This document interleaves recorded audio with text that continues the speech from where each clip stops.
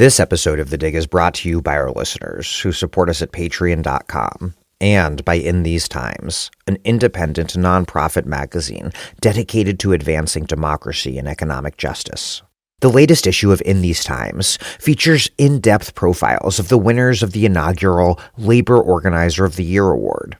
From a longtime UPS Teamster who's leading the organizing at Amazon, to a daughter of an incarcerated father who's worked with formerly incarcerated workers to win huge victories even in this moment of reaction, to an anonymous immigrant organizer who helped win legal status for dozens of their co-workers. In These Times is committed to journalism and analysis that will help workers win. Dig listeners can get a special subscription offer at inthesetimes.com/dig. Just $15 gets you 10 print issues over the next year. That's inthesetimes.com/dig.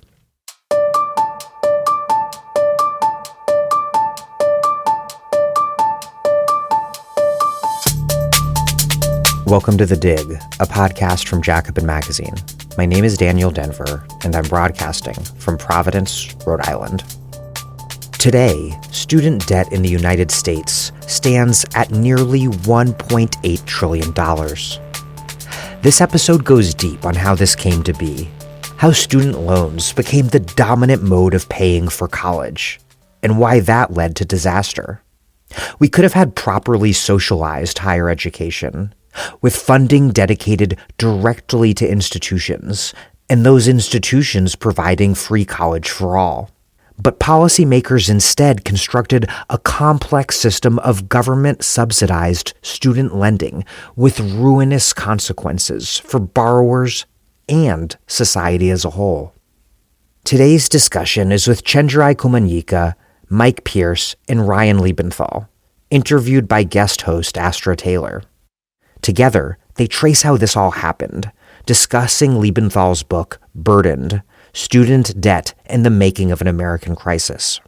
They go back to the New Deal era's GI Bill, which catalyzed the federal government's orientation toward providing financial aid, then mainly grants, to individual students rather than generously funding public colleges and universities.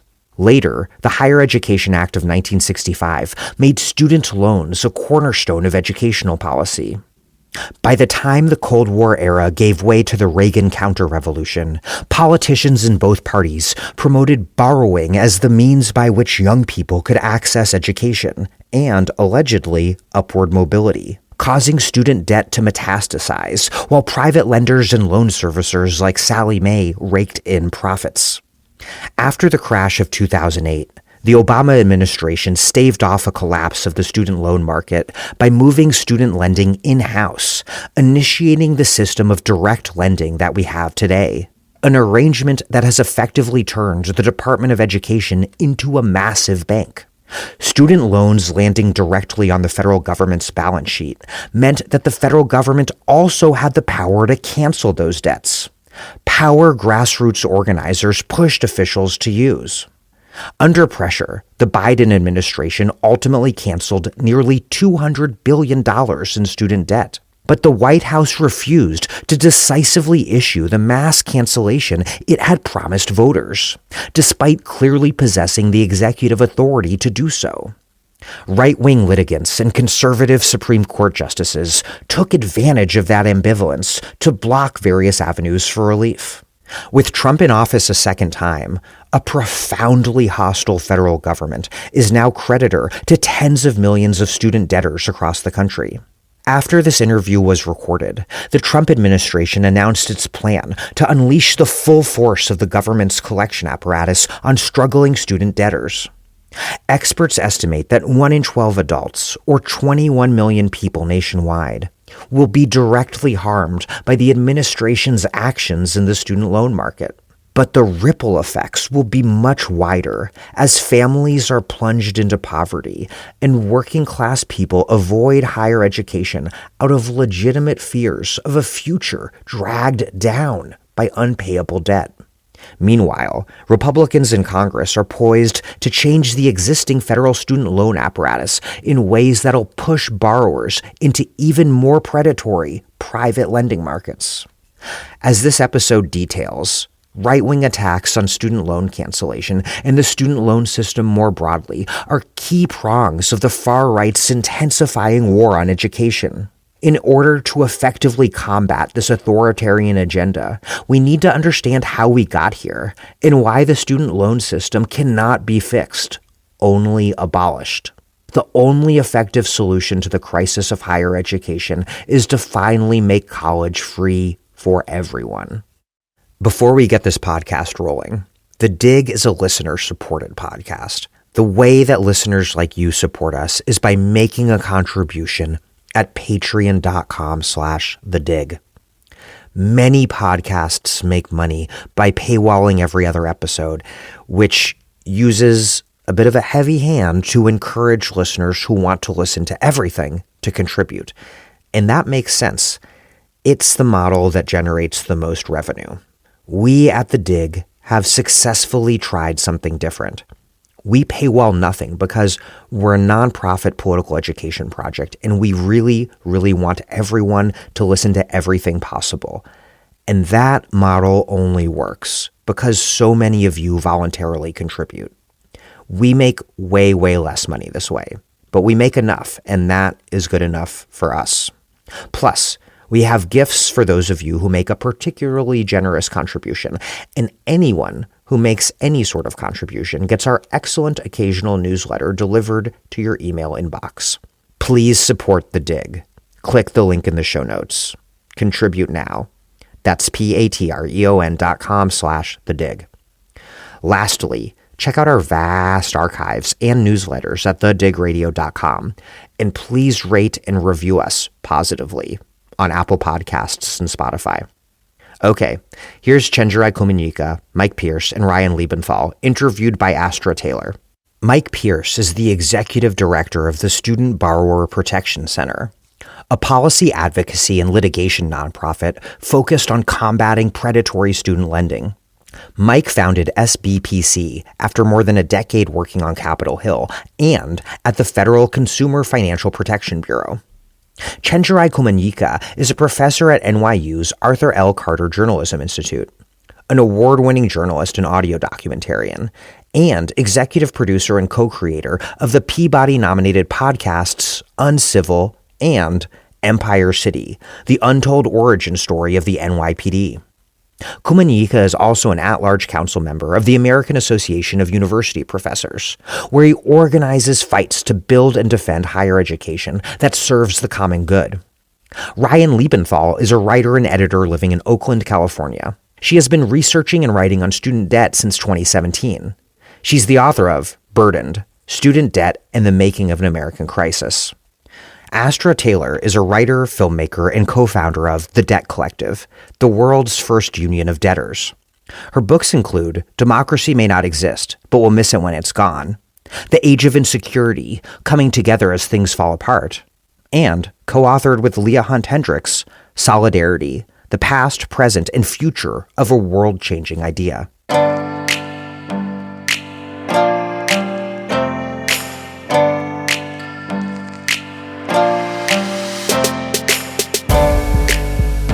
Ryann Liebenthal, Mike Pierce, Chenjerai Kumanyika, welcome to The Dig. Thank you. So excited to be here. Thanks for having us. Okay, so we're going to start in the present before turning to the past. But first, I want to lay out some of the stakes. So I thought we'd start with a lightning round. And what I want to get at is just sort of what a complex set of interlocking institutions higher education is in this country. So contrary to what the media would have us believe, college in America is not synonymous with Harvard University or Columbia. So to kick us off, could you each describe some of the salient characteristics of higher education in the U.S. today? What does it look like from your vantage point? And maybe we'll start with you, Chenjerai. Yeah, I think it's interesting because if you look at, what's happening with higher education today, it is based on almost like a caricature and a really reductive view of what higher education is. So there's certainly the range of different kinds of higher education institutions, universities, colleges, all these different kinds of educational institutions, colleges that are not 4-year colleges, 2-year colleges, some with a more explicitly trade-focused orientation. But I also think it's important to talk about the labor of higher education. That's one of the things I really think about, because the sort of big avatar caricature that is being attacked, or is like the sort of woke student and then like the privileged elite professor, right? Tenured professor. But in fact, the vast majority of work, higher education, is happening from all kinds of contingent and precarious workers, right? Who are, non-tenure track faculty who are carrying huge course loads. There's also staff who are doing really important work at the university. There's also custodial workers and people who are working in places like cafeteria. Like, all those are part of higher education. And some of those other categories I just mentioned, like staff, and some of those people are important because they connect the university also to the communities that the universities are in other ways. And so you can imagine different kinds of shared stakes when you think of the university in this way. And so if you look at, for example, a university like Rutgers and some of their campaigns, they really built their vision of how they want to kind of re-envision and fight for higher education around this much broader conception of what really makes up even like one public university, and so that's some of the things I think about. Yeah, and it's good context to know that you were at Rutgers and were part of the union and organizing efforts there, which have really been a model for so many others. I mean, I think your point is so well made that universities are workplaces, right? Yes. And one thing I was trying to get at is they're also landlords. They're also healthcare providers because they're attached to the healthcare system. They're research engines, which is coming up more. And the wealthy ones are hedge funds that seem to have classrooms attached on the side. So universities are really actually quite confusing things. Mike, you know a whole lot about student debt. That's how we know each other. Talk about what higher education is from your perspective. Higher education is supposed to be this engine of economic mobility. And what higher education is increasingly in practice is a bunch of promises that are very disconnected from the value they provide people in the world. And I do want to just make one point about what college is for most people. Like Astra, I take your point well, that it's not Harvard and it's not Columbia. Most people go to college near where they live. College is local for most people. It's a community college. It's an open enrollment. It's a regional public. It's not Harvard. It's not Yale. And the elite preoccupation with elite schools is more telling about the people that are preoccupied than it does about the higher education system. Yeah, I think that's a really good point. Ryann, you've written this great book that is about student debt. That's what the title and the subtitle refer to, but really it's a whole history of higher education. And I'm just wondering, after all of this research, years of working on this, what is higher education to you? I think one thing that has been really interesting to me in sort of grappling with this question is how that has changed in the United States over the decades and centuries, and how in the beginning it was an elite process for molding elites, and it was a very kind of circumscribed curriculum, and not very many people were able to access higher education. And then when we moved to this mass, model of higher education that has grown and in some ways become more inclusive through the 20th and 21st centuries, I think there was a big shift that happened, somewhat necessarily, but toward making higher education less about becoming a priest or a political leader, and more about becoming a person who can work in this country. And so the focus has shifted, especially since the middle of the 20th century, toward what material value can you access from higher education. And I think that's where we get into the idea of like worthy studies. Why are you studying history? You're not going to make any money from that. And so we no longer consider learning to be something that is valuable in itself. It has to make money. And I think you see that especially sort of supercharge in the period of the 1970s and 80s, when you have all these University of Chicago economists who are saying that you as a student, as an individual, must invest in yourself, literally, and through the acquisition of knowledge to make yourself profitable to yourself. So you become an instrument of that capitalist system.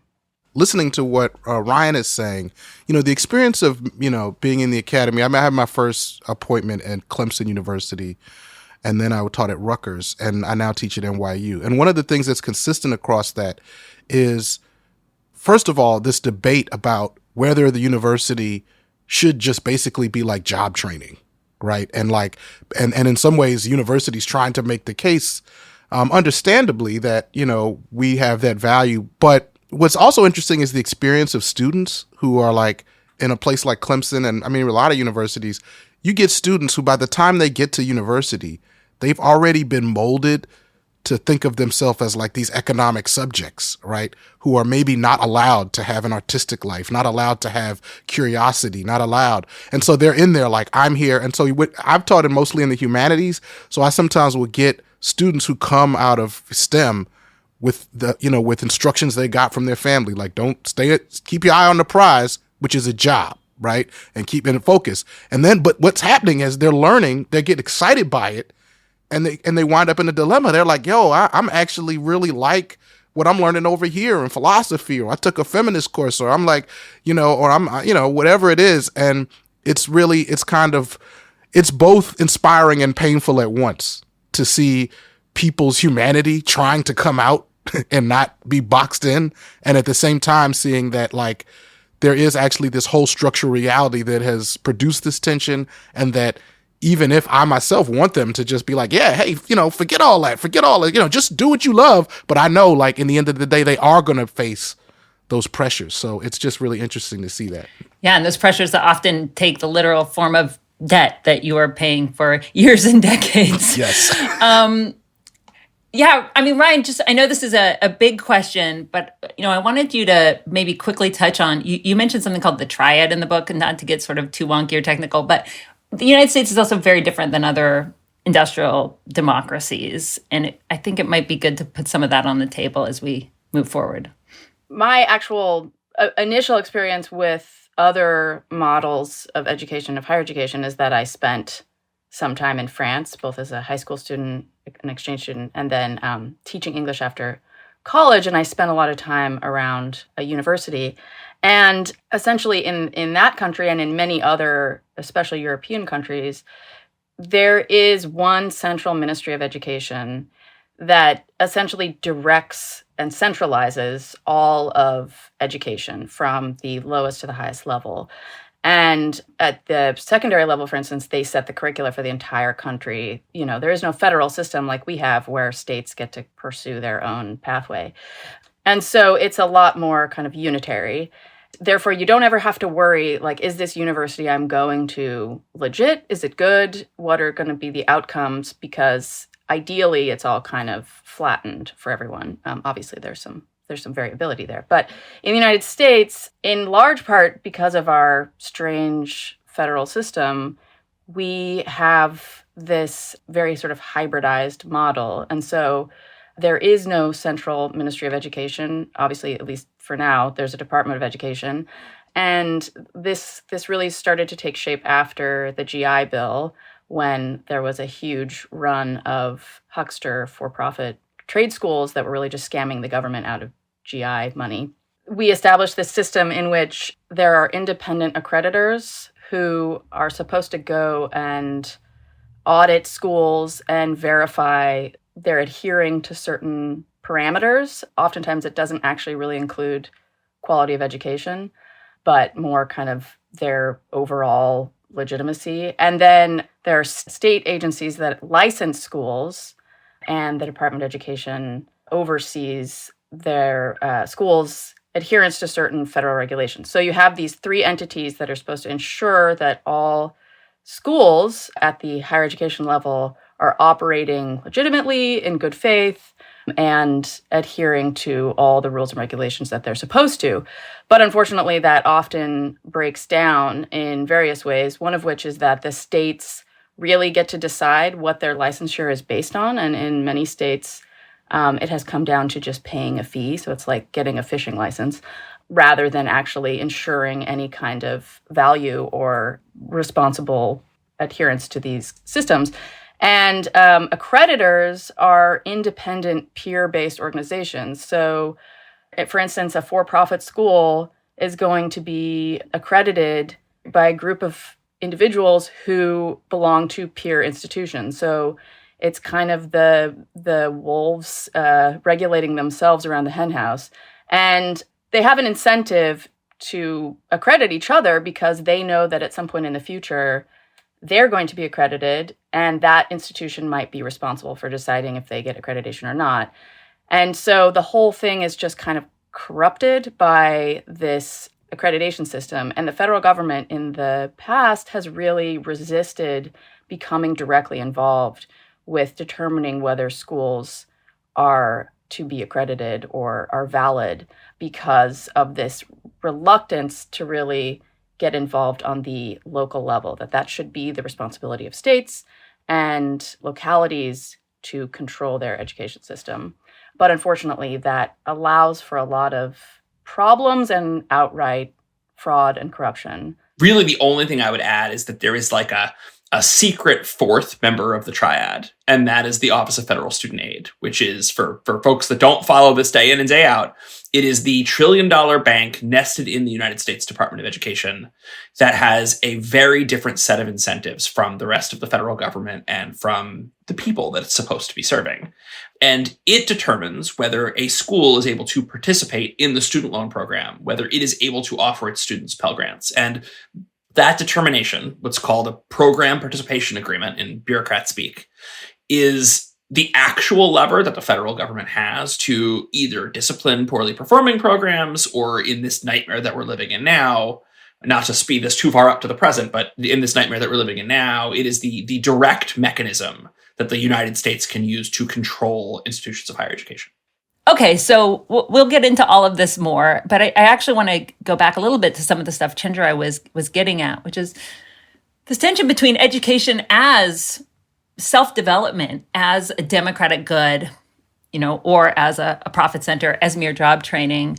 And these tensions are alive in the attacks from the right that we're seeing. I mean, listeners will not be surprised to hear that higher education is being vilified. It's definitely not a new phenomenon. I mean, intellectuals have long been attacked by the right, but we've got a whole, it's reached a sort of whole new scale, right? With Vice President J.D. Vance saying things like professors are the enemies, we need a de-Ba'athification of higher ed. And Christopher Rufo in the New York Times, he's the right-wing activist who has really made his mark over the last few years attacking education at every level, saying that he wants to quote unquote terrorize the sector, and we're seeing, of course, the cuts in research funding, the attacks on students, student protesters, and also foreign students. So we don't need to be exhaustive here, but I think it's also just important to get this context on the table. I mean, maybe we can hand it to you, Chenjerai, and you can just talk a little bit about what you're making just very broadly of these attacks and why higher education is such a battle. I mean, the right is making it a key battleground. Why? Why is it so important? That seems to say this is an important sector. To be honest, I learned actually quite a bit from Ryan's book about the historical context of this. The Powell memo really starts to lay out this attack and saying we have to go after this, right? There's a real ideological component here. This is where, higher education is where essentially, I'm not quoting here, but essentially where communists are produced, where people who have like these radical ideologies are produced.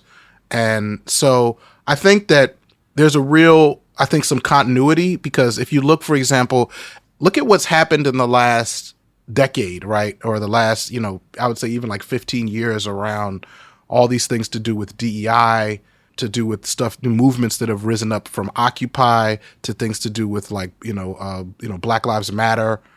Those of us who are involved with those movements, I think in some ways we're trying to push those movements and the winds forward, right? Like we were trying to produce like the actual revolution, but we were like maybe reflecting on like, in some ways, a lot of progressive circles, people were reflecting on like what hadn't been won, right?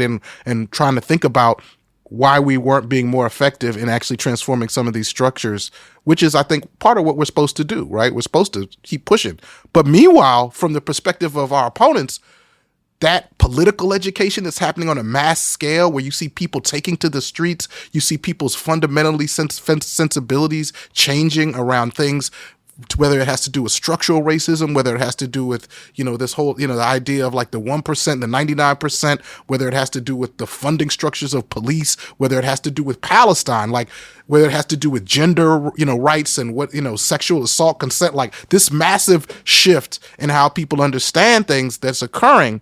If you read, Project 2025, just like if you read the Powell memo, people are laying that at the hands of higher education. They're saying they're saying that this is where this is coming from. And, it's also true, I think, that folks are aware that the more people become educated, like you can look at the statistics in this last election, and you see that when people become higher educated, they stop voting they stop voting for conservatives, although,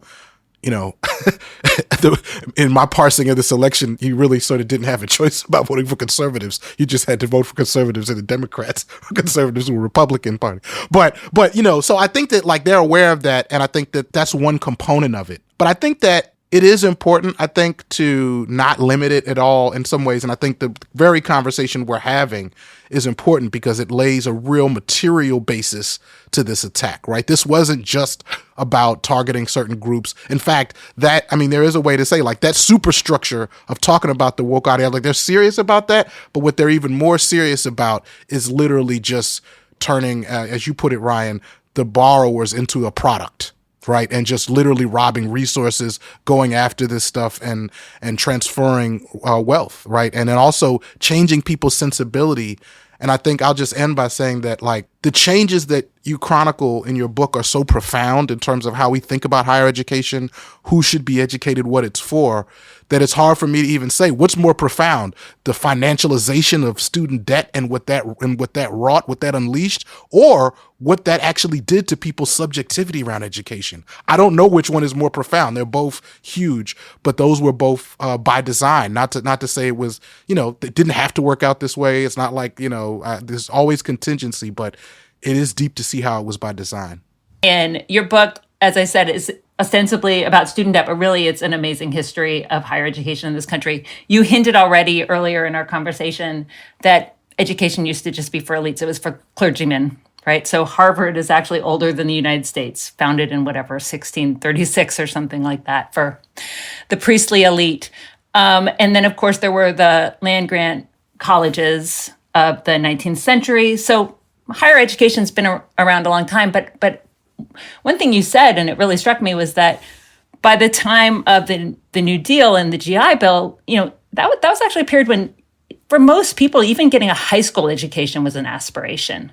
Like most people were not getting high school degrees. And yet the government comes in and makes this massive investment in higher education. And the GI Bill is, in your account, both really remarkable and deeply flawed. So I think it's important to get on the table that student loans are not part of the GI Bill, but the sort of foundation for many of the problems and financialization of higher ed are there. Another thing I just want to say, because it also blew my mind, was that the GI Bill was more expensive than the Marshall Plan. Tell us a bit about this history. Why is the GI Bill a kind of critical building block?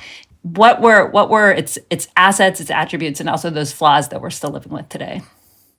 The GI Bill comes at kind of an interesting moment, really after a lot of the advances of the New Deal. And when Roosevelt's star was kind of on the decline, he had this pushback from a conservative Congress. He wasn't really able to affect as much systemic change. We're nearing the end of World War II. The anticipation is that there are going to be a lot of returning GIs.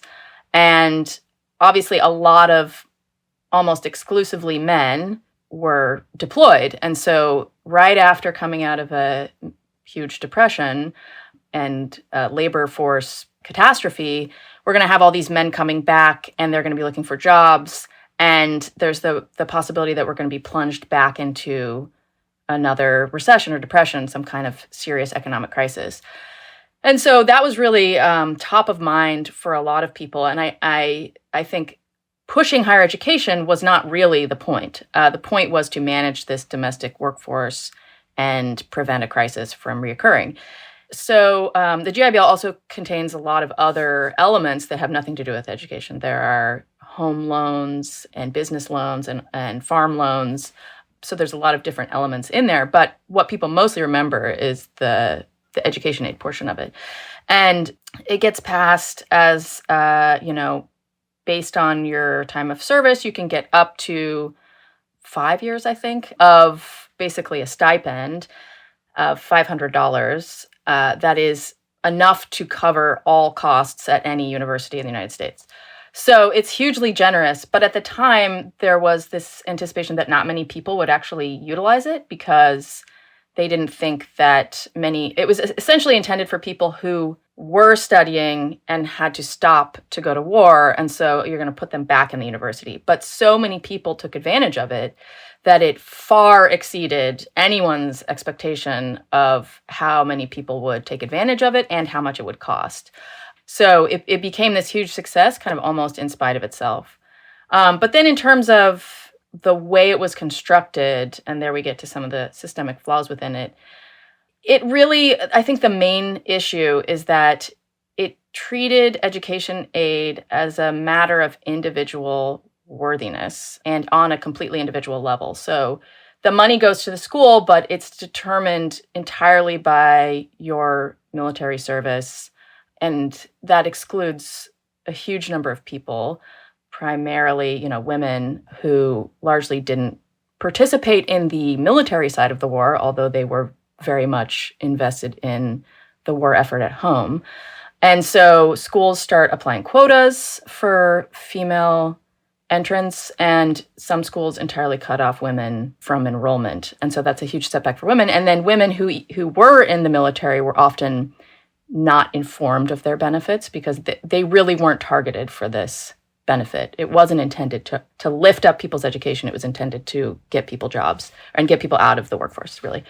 And then the other thing is you have a hugely racist component of the GI Bill in a couple of different ways.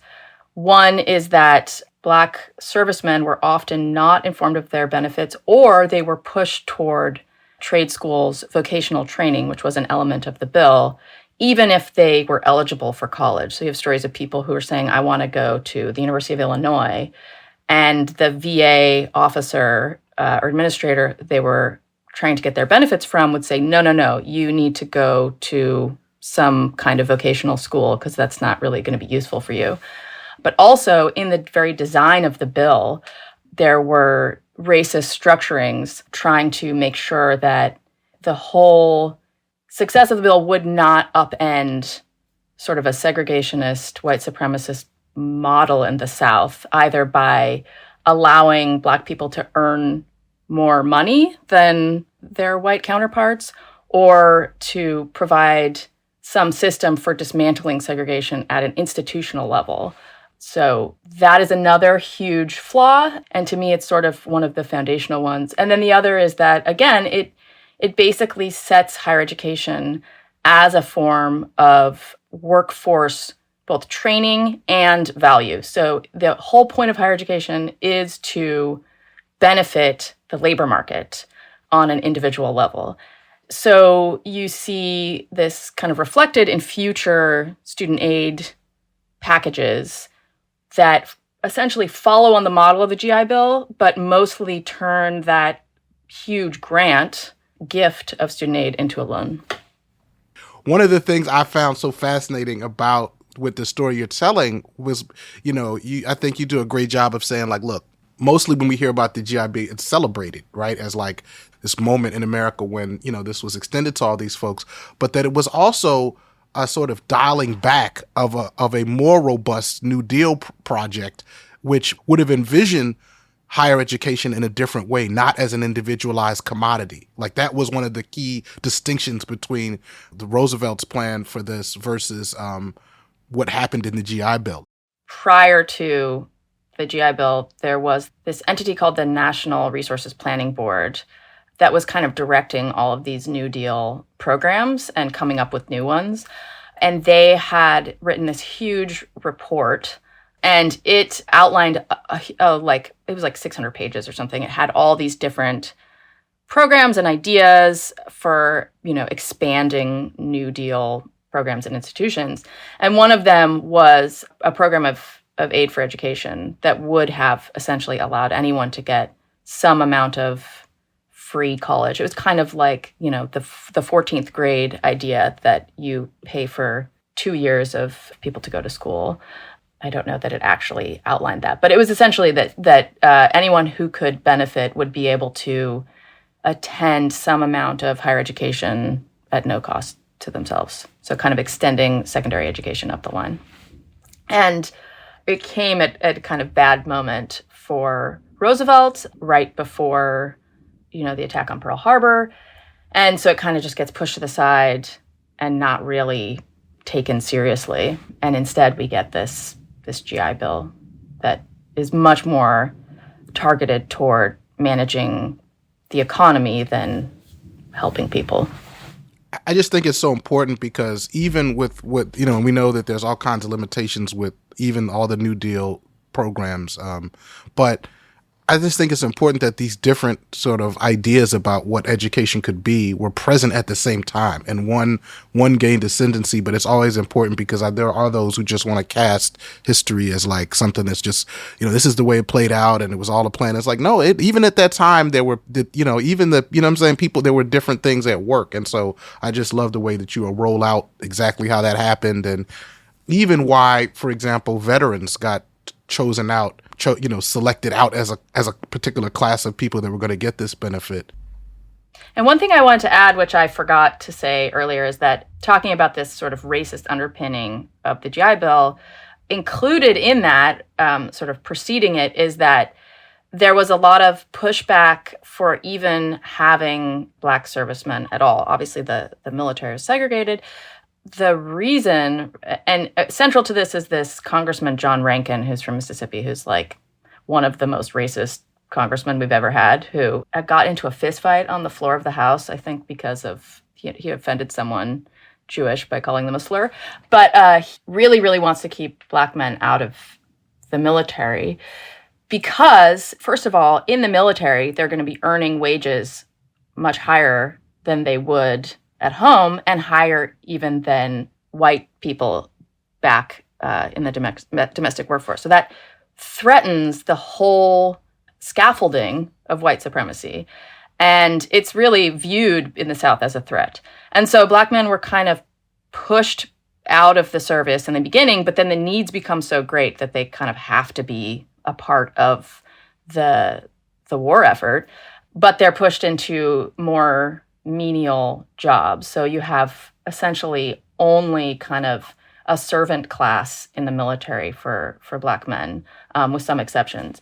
And that not only is like a degrading facet of this, but doesn't really leave a lot of room for advancement or training in something that would be valuable back home. And so they come back and are again pushed into these really menial positions. Even if they did learn some skills in the military, they're kind of made to be day laborers, essentially. So there's this real structure that's trying to make sure that white supremacy is upheld, even in the acquisition of this new status as veteran, which is generally a very noble thing, and in the delivery of benefits that includes. And as you say, so many of these Black veterans were funneled into these predatory trade schools that are the precursors to predatory for-profit colleges that are still swindling huge numbers of students, mostly Black and brown, mostly first generation, mostly disabled, often veterans to this day. So we are seeing the direct effects of that. So where do student loans fit into all of this? Because you've named one of the flaws of this is that the money follows the student. The GI benefit followed the student instead of investing in the institution of higher education overall.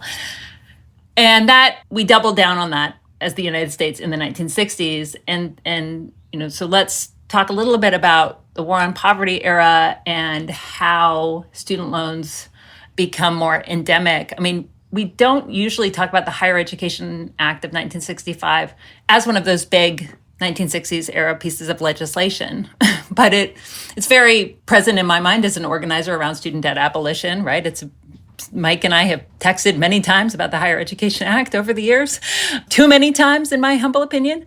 But what is going on in that period, and why are loans so irresistible? Well, just going back a few years in the Eisenhower era, we have the real first major federal loan program that comes because Russia launches Sputnik and America completely freaks out about it. Not only because it represents a threat, this Earth orbit satellite, because that could easily turn into a missile, a nuclear missile. So everyone's really worried about the military implications there, but also, why aren't we first? Why didn't we get this technology first? That must be because our education system is failing us. And, you look at the Russians, there's a lot of talk at the time about the Russians are studying so much science. They have 4 years of math. They have this many years of chemistry. We don't even have any because we're following this John Dewey progressive model at the time. We have to get rid of that. We need to focus on science and engineering and those militarily valuable subjects. This pushes forward what a lot of legislators had been advocating for, which is student aid. And in particular, there are two Alabama representatives, a senator and a congressman, who had been advocating for student aid for essentially their entire careers and always hit these roadblocks of, you can't upend segregation, so you can't fund education on an institutional or a state level. Do you fund parochial schools as well as public and secular schools? That's a huge problem. But the Sputnik breaks through that. And so Eisenhower is really reluctant to institute any kind of federal program dealing with education. He, relents and passes this bill that has started as a scholarship program and become whittled down to purely a loan program. Eventually became the Perkins loan. And so again, this is dealing with aid on an individual level, and now it's not even a grant, it's a loan. And it's for students who are intending to study these militarily valuable programs, which are, of course, skewed male also. And so that's the first push through the wall. And then in 1965, LBJ, kind of on his run of passing massive legislation, starts also focusing on education. So we already have Medicare, Medicaid. Once the Civil Rights Act is through, then you can do a lot more stuff because you don't have this issue of kind of getting around segregation. And so he first focuses on elementary education. The Elementary and Secondary Education Act are passed, and then higher education kind of later in the year in 1965. And that begins really the main federal loan program that persists in somewhat different form today. And it hinges on a budgeting trick. So instead of having loans come from the federal government, even though they're federal loans, it passes that risk, the financial risk, through commercial banks. So commercial banks make the loans, and the federal government guarantees them, meaning that if students don't pay them, the banks will be made whole. And also, the banks are really not interested in this at the time because the interest rates, which are subsidized for students, are too low, they say, for them to make a profit. And so to get the banks on board, the government also pays banks an extra subsidy on top of the interest rate they're earning from students. And so it creates this really convoluted system in which commercial banks are incentivized to make money from students that's supposedly coming from the federal government, but it's not reflected on the federal budget except in the amount of the subsidies and any eventual payments if students default on their loans. So it's kind of this trick to get student aid in the form of loans at a subsidized level without really making it seem like a huge expense. But it becomes much more expensive in the end than it would have been if it were just a directly federal program. Yes, this is one of the great ironies of this seeming money magic. And I think it's, this is, again, something that's still sort of haunting us. I mean, student loans take a long time to metastasize to the degree we have them now. But, one of the most important actors is Sallie Mae, a name that still lives in infamy for many people. One of my favorite lines in your book, Ryann, is this: Sallie Mae began as a grotesque marriage of government and free markets. I think it'd be maybe worthwhile just to pause and ask, what the hell is Sallie Mae? And maybe we'll give it to you, Mike, actually, and then Ryan, you can piggyback on that. Sallie Mae is a government-sponsored enterprise, or a GSE. It's like the equivalent of what Fannie Mae and Freddie Mac do for the mortgage market. They're created around the same time. The idea here is that you don't have enough cash being driven into the student loan system, so you need finance to be able to come up with a structure that pushes more capital to banks so that banks can lend to students. And Sallie Mae is this middleman. It's created to buy loans from banks once they've been made, turn them into investment vehicles, and sell those investments to investors. That middleman function didn't exist in the early part of the student loan system. As more people went to college, there was more demand for loans. Policymakers were worried there wouldn't be enough lending to get people to go to school. So they create this creature of the state, but also of the private sector, to buy up these loans and sell them to investors. Over time, that changes. Sallie Mae becomes a servicer of loans. It becomes a lender in its own right. It becomes the largest private student lender in the world. Its money flows through the student loan system in a way that is very corrupting in big and small ways. But at the beginning, it is created to be what's called a secondary market. It's just a buyer of loans and seller of packages of loans to investors. Yeah, Ryan, I mean, you said it's a budgetary trick. The United States wants to invest in higher education. We want to compete with those Russians. We want to grow our economy, but we don't want to pay for it. We don't want to spend public dollars in the direct way. We end up spending them in an indirect way that is very profitable to certain entities. There's a real irony here, too. There's an arms race that starts between grants and loans. And it becomes particularly salient at this moment of 1972, when there's a reauthorization of the Higher Education Act, as is required every few years. And you get both the Pell Grant, Claiborne Pell. It wasn't named the Pell Grant then, but he pushes through this grant for lower income students. And you get the creation of Sallie Mae to provide extra loan liquidity. And so, they end up competing, and obviously loans skyrocket in a way that grants do not. So Sallie Mae begins as this strange entity that is quasi-governmental, but also has private, it's structured like a business, and it's supposed to turn a profit. That's its whole incentive, really, is to turn a profit in order to make this loan market valuable. And their motto at the time was do good by doing good. So it was like, you can benefit students by making as much profit as possible, because then they get more loans. And unfortunately, I think that's just an inherently corrupting place to begin. Turning a profit on education doesn't really make any sense, because it only incentivizes you to essentially exploit and extract from students as much as you can. And that becomes clear very quickly. Sallie Mae grows and grows and starts pushing really to fully privatize, to detach itself entirely from this government connection that it sees as holding it back, not allowing it to participate in more avenues within this loan business. And so ultimately in the early 2000s, they do privatize completely. They become a fully independent profit-making corporation listed on the stock market.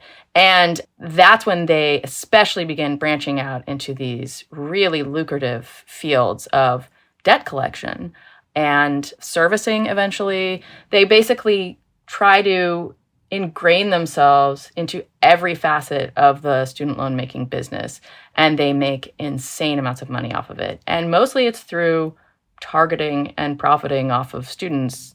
During the same period, there's some really interesting stuff happening in California, and I think we'd be remiss not to talk about what's going on. So around the time that LBJ is signing out the legislation, the Vietnam War is also raging, and students are getting active on campuses, especially in California, where a man named Ronald Reagan is running for governor in the 1960s. And he's a kind of key character in the evolution of higher ed as we know it. A quote from your book, and something we often recount at the Debt Collective, is he famously said, "The state should not be in the business of subsidizing curiosity." So that's sort of one of his many quotable mottos.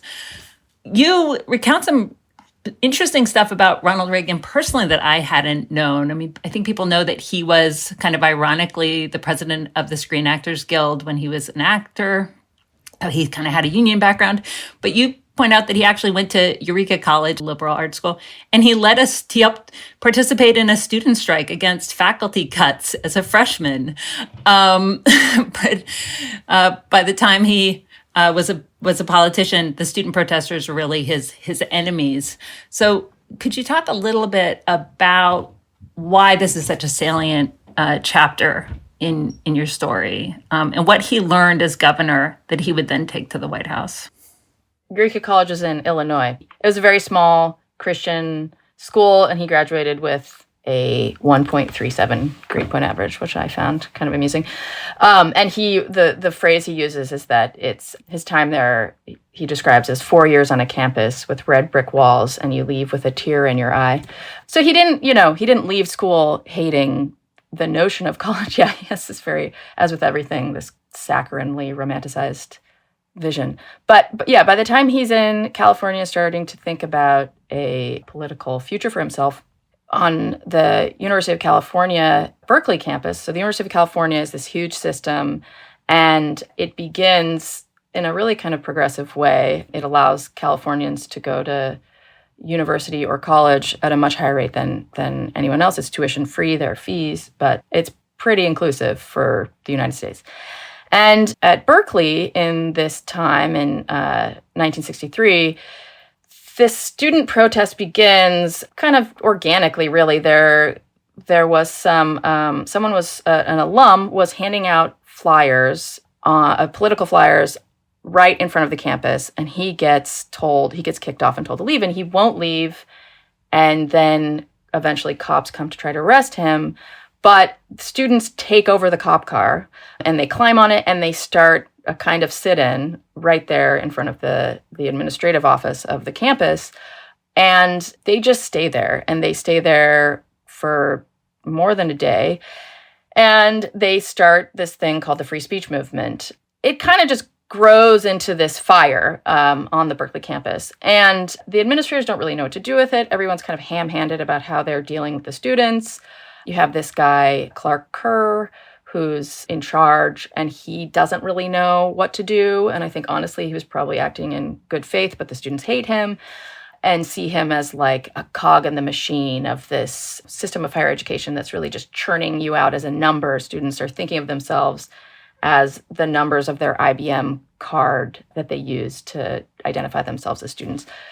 And so Ronald Reagan kind of enters this picture a little bit in medias res as he's starting to run for governor, and he starts just really taking aim at specifically the Berkeley students. And he, talks about their sordid concerts where everyone's smoking pot and high on acid and maybe like making out in the bleachers. And he says that when he's governor, he's going to make sure that all of this salacious, rabble-rousing activity is just going to be put to rest. He's gonna fire Clark Kerr. He's gonna bring in the FBI. He's gonna do all this kind of fascist type stuff, and it really kind of takes hold within the California voter mindset. And part of that is that people are resentful of these kids that they see as larking about on campuses for free because there is no tuition and getting to say whatever they want. They're burning bras. They're doing all this stuff that does not seem proper to a kind of conservative, maybe working class Californian. Reagan explicitly wants to make college no longer free and impose tuition because that will require students to behave. If you have to pay for your education and you need your education to advance in life, then you will have to behave because you need to graduate. And if paying involves loans, then you really have to keep on track because you're going to have to pay back that loan. And so you're going to need to use your education to get a career so that you can pay back your loans. And that really destroys this idea that you can pursue the study that you want, really cultivate your interests, your mind, take education as something in itself. It becomes about getting a degree so you can pay back your loans. And that really starts with Reagan. He becomes governor. He manages to kind of take control, really, of the University of California system. He does get rid of Clark Kerr, and although he doesn't succeed immediately in creating tuition, he puts it through as a student fee, so it's tuition by another name. And after he leaves office, the University of California does start making that into a tuition, which of course grows and grows and grows, and makes it much less affordable and inclusive. And then, kind of in the aftermath of that, the student protests spread across the country, and that becomes mostly about Vietnam. And you see wide-scale protests and the National Guard being brought in. Obviously, you have Kent State, people are killed. And also Colombia becomes a huge hotbed of protest over the war and also over Colombia's kind of landlording and attempt to essentially take over public land away from the community, which is largely Black up in that part of New York City. So the students in Colombia are doing these sit-ins. Colombia brings the police in to arrest many of them. And so students all over the country are engaging in these protests. And that in turn turns a lot of people against them in this kind of wave that starts in California of seeing students as misbehaving elites who shouldn't be allowed to be doing this stuff. They should be taking everything seriously, especially because so many other people are not allowed to go to school. So there's this huge resentment that brews. And at the same time, you have this nationwide tax revolt, which again starts in California as this thing called Prop 13. And that spreads across the country too. So you have these two kind of counterposing issues that are happening and kind of converge of students as the enemy and taxes as a huge problem. And where does that come together? Well, taxes, and especially property taxes, pay for education. So if you cut that back, you also cut back the funding for education, and you can punish the students in that way and also make them pay themselves. So you're removing public subsidy and making students pay for their own education. I think that's really right. And there's more than a racial subtext to both of those things as well, right? I mean, part of what the tax revolters are objecting to is that they are funding desegregated schools. And part of what is implicit in the ire that Reagan is able to tap into is also that California higher education is more diverse than it's ever been, right? So the schools are opening its door to more Black students, more women, and these students are not as grateful and well-behaved as people think they should be. But this figure of the privileged student, the student who is spending time on campus protesting, the president who needs to bend the knee or be fired, Clark Kerr, right? These are recurring motifs. And it's something you quote in the book, but Reagan says very explicitly, students, when they're paying tuition, students will think twice before they carry a picket sign. So this idea that you impose tuition, you impose debt literally to suppress dissent and democratic engagement is there. So this man rides the wave of anti-student, it's actually part of his broader attack on welfare, right? He actually refers to students as sort of welfare bums, right? So he's also, of course, attacking any welfare recipient more broadly, upholding the figure of the taxpayer. So he rides this wave to the White House, where he has a presidency that, reading it through the lens of 2025, is very striking. And I invite, since other folks have read your book too, to talk about this period, because there's just so many interesting parallels. But maybe we will stay with you, Ryann. How does he continue this agenda from the Oval Office? I'm curious too, since the book came out in September, what resonates with you even more strongly today? Right. So he goes into the presidency having become, you could say, an adherent to, or perhaps a pawn of, this bizarre supply side economics theory that doesn't really make any sense. And he takes it up as, we're going to slash the federal budget essentially in every way we can. And that kind of connects eventually to this trickle-down notion that you cut taxes, you also cut services, and wealth somehow just permeates the system. Of course, that doesn't end up happening. One thing that's kind of interesting is supply side actually, as it was presented then, requires cutting not only all the sort of welfare programs, but also the military, which Reagan refuses to do. So even if it were to work, he's kind of acting against the theory itself. And so to run the Office of Management and Budget, he gets this guy, David Stockman, who's a former Midwestern congressman. And so he comes in and he starts, taking up the brief of let's cut everything. But they can't they're also trying to get rid of the deficit. They can't do it. They can't make the numbers add up, especially because Reagan is trying to increase defense spending so much, eventually getting to his Star Wars program as a means of intimidating the USSR. And so they essentially just find a way to make the numbers seem to work. One of the ways they do that is by including what becomes called a magic asterisk, which is, well, the numbers don't add up, but we'll find money later that will become a way to balance this budget that isn't balanced. And somehow that works and people buy it. And, there is some parallel to today. The Congress that Reagan comes in on essentially just rolls over in 1981, and they allow him to do pretty much whatever he wants.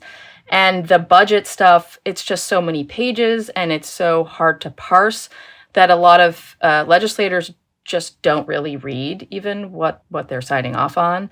And one of the things that involves is huge cuts to education aid spending, especially the Pell Grant, anything that is an actual benefit. And at the same time, a kind of expansion of the loan program to make it available to more people and eventually push loans in greater quantities and amounts on a larger portion of the population. The one thing I wanted to say about the echoes of today is that it's really interesting that all of this emerges out of essentially, in Reagan's time, it was over a broader period, 15 years, but a backlash against students and against student dissent and student protest and kind of targeting universities to keep them in line by messing with their funding streams. And you have today a very similar picture of trying to punish these students who are protesting genocide in Gaza by cutting off funding to the university and making the university punish them in order to access this bucket of federal funds. One of the things that I find just so strange is that, especially sort of the Columbia connection, how did Columbia University not learn its lesson from 50 years ago? Inviting the police onto campus and turning against students, allowing themselves to be turned against their students, didn't work for them the first time. And it's even more disastrous this time. I think Columbia is going to become a second tier, if that school. It's going to be much less respected because it has shown that it does not value its students any more than the money that they can provide. Speaking directly to the Columbia question, one thing that's been interesting to me is that there's been a critique of, as we've seen these kind of current, I don't know what we're going to call them, punitive ransom-like measures come down where funding is withheld from universities or cut with, the idea that the only way you might be able to negotiate some portion of this back is by punishing certain kinds of speech and dissent and so forth, right? So people have said these universities, they've kind of, I actually feel like there's been a rewriting of history, right? Where they're saying these universities were trying to appease the Trump administration in advance, right? And then it didn't work. And I think that, I wonder, when I look at what's going on, I think that one thing that's interesting to me is that the punishing and crackdown on students was happening long before. If you think about what's been going on for the past 2 years, that was happening already. And it seemed like what was motivating it wasn't necessarily an anticipation of the Trump regime, but was actually other different conflicting priorities within the university around donors and things like that, right? And I think that that's an important thing to point out, right? Is that they already had an incentive to do that themselves already. They were not actually trying to appease. At least some people weren't. Maybe there were some people who were trying to appease, but there were some that were just punishing students and bringing cops on campus as they did at NYU and Columbia and many other places for other reasons. And so it's not like, they tried this and it didn't work. Even if there might have been some administrators who were thinking in that anticipatory vein. The other thing I was going to mention, though, is that I just think that in a similar way, one thing your history, I think, really makes clear is that this is happening in a larger trend, right? Where there's already a sort of ideology that's being rolled out that's saying, like, everything needs to run like the market.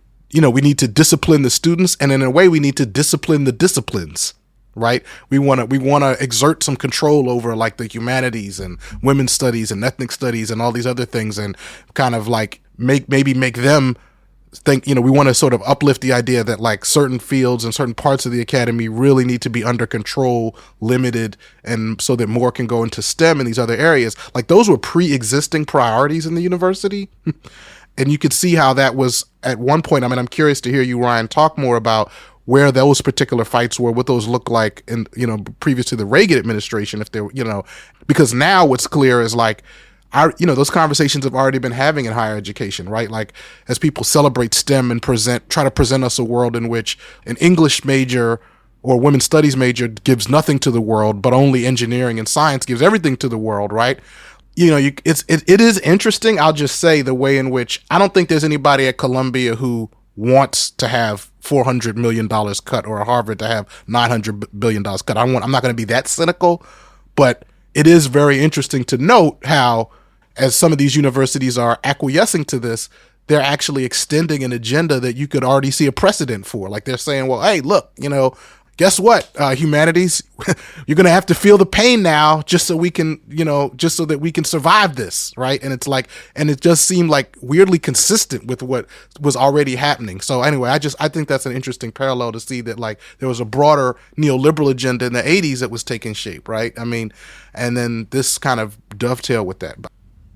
I actually would love to hear people's thoughts on this, because I think it's not just the big bad right-wingers attacking higher education. I mean, that is happening. And so I thought part of what was striking about your chapter on Reagan's presidency, Ryan, is, you contextualize it and, have a section on the Powell memo, which is the memo written by Lewis Powell, who becomes a Supreme Court justice in 1972. He writes the memo in 1971 that is a kind of, favor to his corporate buddies to say, how do we defeat the left and expand corporate power? And, what's interesting about the memo is it's essentially 90% higher education. Higher education is the problem. We've got to get the right on campus and smack down the left. And that, what's happening in that era, right, the late 70s, 80s, is the beginning of, what we now take for granted as part of the political ecosystem, which is the creation of all these right-wing think tanks that are now so influential and are, sort of behind so many of the political machinations happening today. But then there is this other field that, Chenjerai, I think what I hear you also getting at is it's not just people who identify with the far right who have a corrupting, what I would call a corrupting impact on education. And, I think you're exactly right to say, well, there are people who are quite happy to implement austerity on the academy. There are administrators who are happy to do that. There are donors who want to see that, who want to discipline, the scholars and the students. I would just say that the Powell memo, what you're describing is, in it, Powell identifies the university as the source of this anti-market communist thinking. One of the ways to combat it is, right, to create conservative pro-market ideological font. So that comes from these think tanks. And he explicitly says we should have think tanks as the source of a conservative elite. And so the Heritage Foundation comes out of that. There are other think tanks that already existed, but they get revived and revitalized by this push for more sophisticated conservative thinking. As you point out, the Heritage Foundation first publishes Mandate for Leadership, which is its guidebook to its dreams, I suppose you could say, that we now call Project 2025 in 1981, I think. And so Reagan is, as he's making these moves, he's sort of the first to be following that playbook. So that's another sort of connection to this moment. But it's not, what's happening behind the scenes in terms of the political economy of higher education is that borrowing is becoming more commonplace for students. And Ryan, you quote some, mainstream news articles that for me as somebody who's been working on student debt activism for a long time were really striking. It's like, wow, we're going to have this whole generation of indentured students. Like, geez, people are going to be debt peons. And they're warning of this in the 80s. Obviously their warnings are going unheeded. So what is happening with student loans at this moment? Kind of holding steady-ish, right? And maybe I'll pass this to Mike. They're kind of holding steady-ish. And then 2008, the financial crisis happens. And that really is a sort of the next pivot, I think, in our history. Sure. And I think there is one small detour that happens during the Bush administration, and that's the rise of global for-profit colleges. And that does help tell a slightly different story. And it's because in the big conservative tent, you actually have these two competing factions that grow up through the financialization of higher education. You have the culture warriors that have their roots in Reagan and the fight to suppress speech on campus. And then you have the crooks. These are people that are really just trying to use the financialized higher education system to get rich. And that's the story of the rise of Sallie Mae and the sort of mini Sallie Maes that grow up in the States. It's the rush of bankers into the ivory tower. It is the eventual wholesale privatization of the delivery of higher education, where, to Ryan's point, in the early GI Bill days, you had these correspondence colleges that were targeting veterans trying to rent seek off the GI Bill program. What you have in the run-up to the financial crisis, and like this is really defined like your early work, Astra, on debtor activism, is the growth of Corinthian colleges and ITT Tech and these big global for-profit colleges that are not providing the kinds of higher education that we talk about when we talk about higher education. They're instead promising skill building using this language of workforce development, but driving people deeply in debt to get there. And during the Bush administration, you had this really kind of allyship of convenience, I suppose, between the culture warriors in the administration that wanted to weaken longstanding institutions of higher education, weaken civil society, and the crooks that just wanted to grab cash out of the student loan program and drive it to for-profit colleges, drive it to banks. And that sort of truce held through the Obama administration. You famously had Arne Duncan talk about student debt as good debt. You had the great financial crisis happen, or the Great Recession happen, and the financial crisis. And we can talk about, at whatever point you're ready, Astra, to talk about the move to direct lending and the effort to push the banks out of the student loan system. I would love to get there, but I do think before we get there, it's important to know, like, the banks weren't necessarily allies in this project of crushing speech on campus. They were like allies of convenience because they could make billions of dollars off of this effort to stuff people in debt. And eventually that turns into pushing traditional higher ed out of the conversation entirely and just jamming people into for-profit colleges because the banks make their money either way. They don't care where you spend their loans. And if you can avoid all this messy campus stuff, all the better.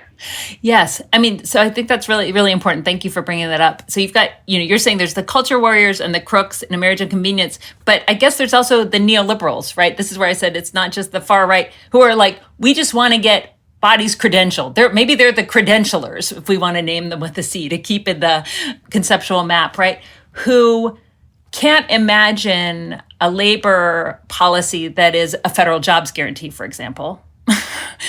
But they can imagine a labor policy that is pushing especially poor folks into subprime educational institutions. Does that seem fair? Yeah, I think so. And I don't know that you need to question the motives of everybody that's bought into this construct, because there certainly were good people with good intentions that were trying to expand access to education using the tools that they had. But again, you're totally right. There is like an allyship of convenience between the crooks that are seeking rents off of the federal student loan program, the culture warriors that are trying to change the way we think about higher education, and then people that are just sitting in communities thinking about how to deal with the fact that the economy is not delivering for everybody and using the set of tools that exist as you find them. Pell Grants, student loans, and telling everybody that they should just go to the best college that they get into, and that getting a 4-year degree is the most important thing you can do, and that you earn $1 million over there's a famous heuristic, like you earn $1 million over a lifetime if you get a bachelor's degree. And there's no real analysis of what kind of bachelor's degree or what degree you get or what kind of school you go to. And that becomes the justification for pushing people into these things that are just industrial scale frauds, global for-profit colleges. Yes, and I think it's important, sometimes people don't realize just how many students these colleges, so-called colleges, serve. University of Phoenix, Corinthian Colleges, which is now defunct, they serve hundreds of thousands of students, right? They are massive, which is part of why it's so interesting that a Harvard looms so large in the imagination or a Brown University. You've got this small number of actual people attending compared to these massive chain schools. And I hate even calling them schools because they're so predatory. Ryann. I was just going to say at one point, the University of Phoenix was the largest single collector of federal student aid.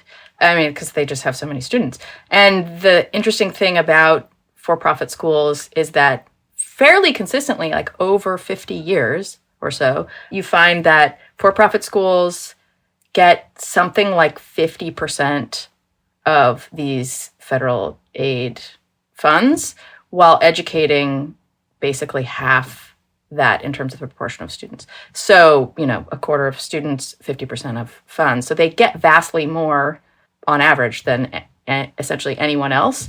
And one thing I also wanted to mention is that in the Reagan era, his second Secretary of Education, this guy, William Bennett, comes up with this hypothesis, the Bennett hypothesis, that tuition is rising and nobody's really looking at it as a matter of reaction to this cut in public funding, but just as a form of rent seeking by the universities. And Bennett says, well, tuition goes up because you increase federal aid to education. So colleges will charge up to what they can get in funds.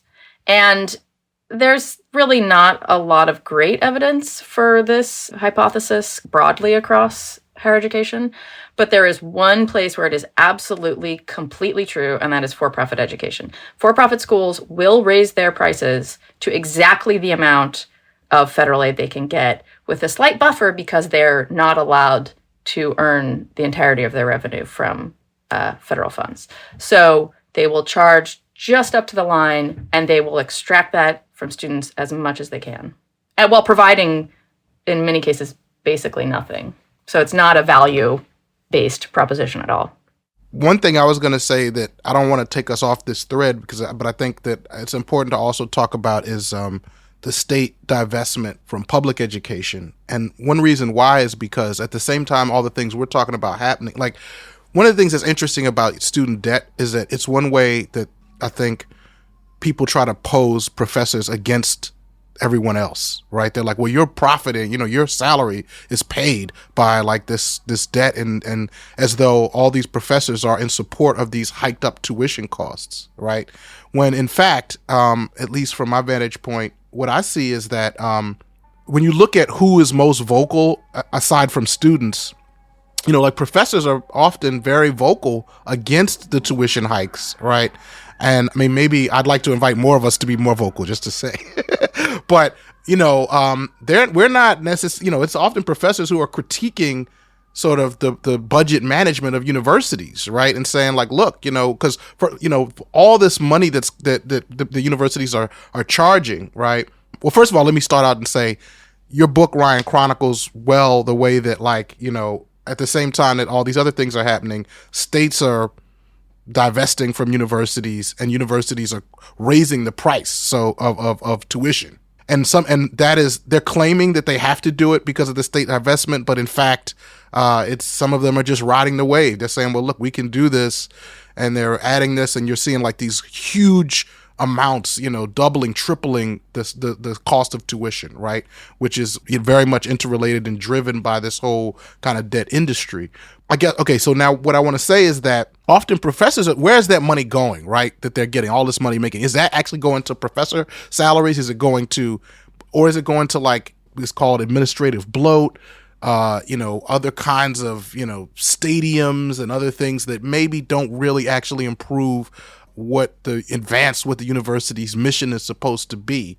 So, and, often as professors are calling those things out is number one. But the other thing is that there's also a similar kind of one effect of this austerity and this kind of corporate neoliberal management of universities is having is that it's also casualizing the faculty and putting more people into a position where if you're a faculty member now, and let's say you want to speak up on the fact that your department isn't able to get as much aid, or your apartment can't, have the facilities, and you want to say why, what's happening with this money, which is something that, every faculty member I know across the university is talking about how their own administration is taking funds out of their ability to do their job and therefore support students, scholarships, etc. But like the people who can be most vocal about that, if you're a contingent faculty member who has to rely on the university to approve you every year now to keep your job, then you're not going to be secure enough to speak up and protest. So you see a kind of similar, and then of course you're talking about contingent faculty who themselves are doing like this carrying huge course loads, sometimes without offices, without the resources, under pressure of student evaluations, and also under the pressure of now they can't speak up about what's bothering them, even though many of them still are, even under those situations. So you see, I guess what I'm trying to paint is a parallel between that and the student thing, where keeping people in this precarious position also has this effect of it sort of creates profit for people and it silences dissent. And I've seen this at many of the universities I'm at, is that over the time when I've just worked at the university, more and more of the people who work there are not in situations and conditions where they can actually speak up and protest this. So, and I think that, in the kind of movement that was already building even before Trump was inaugurated about how to remake higher education, it was about trying to break that, to form coalitions, stronger coalitions among the different categories of workers in higher education and the students, to say, even if the economic situation makes us insecure, we can, by massing up and by organizing, make ourselves more secure and wield the leverage to fight these things which hurt all of us. I think that's such an important point, because that diminishment of state investment is part of what is being used as an excuse in some cases to jack tuition, which of course means more borrowing. And, the lack of state investment also opens the market for these for-profit colleges. But what you're really making me think about, which is just something as we engage on this terrain, as organizers who want to remake higher ed, is that many universities are quite happy with this arrangement, this sort of tuition and debt-driven arrangement, because it does give them this ability to sort of raise costs and then allocate those funds without the conditions that might come on federal money. Now, of course, federal money can also come with bad conditions, as we're seeing today, so it's complicated. But I think that's an important point. I think we've reached the point in the wonkery when we want to talk about the move to direct lending, because that will help us understand what the hell is going on today. Take it away, Mike. Yeah, these loans, aren't we in a free market? What's going on? So I think that the sort of the one neat trick to paying for college that was always supposed to drive this privatized student lending scheme was that private capital could leverage public dollars so that you could help more people go to college with less federal investment. And that is, you're using the language of markets to describe this thing that is really just a provision of a public good. But that worked well enough for long enough that it became baked into how the public understands how the federal government is involved in higher education. You get to 2008, and all of a sudden, things start creaking, and then they break all at once in our financial system. And you don't have private capital, at least so the story goes. You don't have enough private capital to be able to make loans to students that are going to college in the fall in 2008. So they thought that the student loan, they literally thought the student loan market was just going to collapse and people wouldn't be able to go to school. At a moment when a lot of people wanted to go into higher education because the job market was collapsed. I was just going to say, the way it was described to me is, if the student loan system fails, all of American higher education ceases to exist, essentially, for that period of time. It just can't operate without. It's become so reliant on student loans that it ceases to function.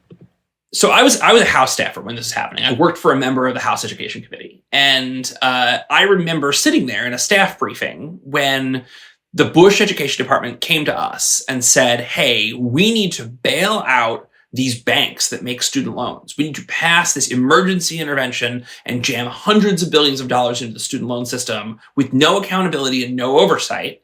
Because if we don't move super fast, people will not have money to go to college, and every college in every single one of your districts is going to close.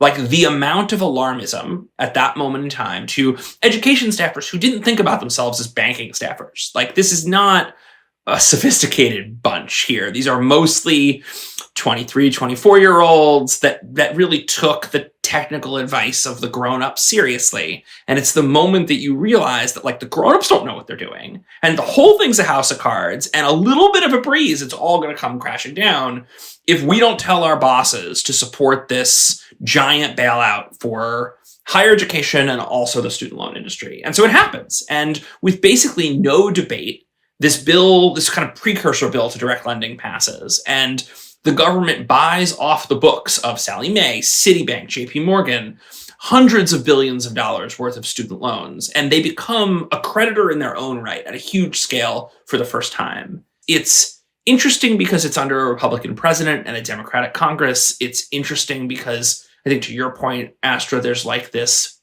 moment where neoliberalism breaks for a second. And like, you have to recognize that like markets don't solve the provision of public goods. The public solves for the provision of public goods. And we're just wasting money on market window dressing for what is really just a big public program. And the way that Obama comes in and then responds to that is to say, well, actually, we've been subsidizing Sallie Mae and we've been subsidizing these big banks to the tune of billions of dollars year in and year out.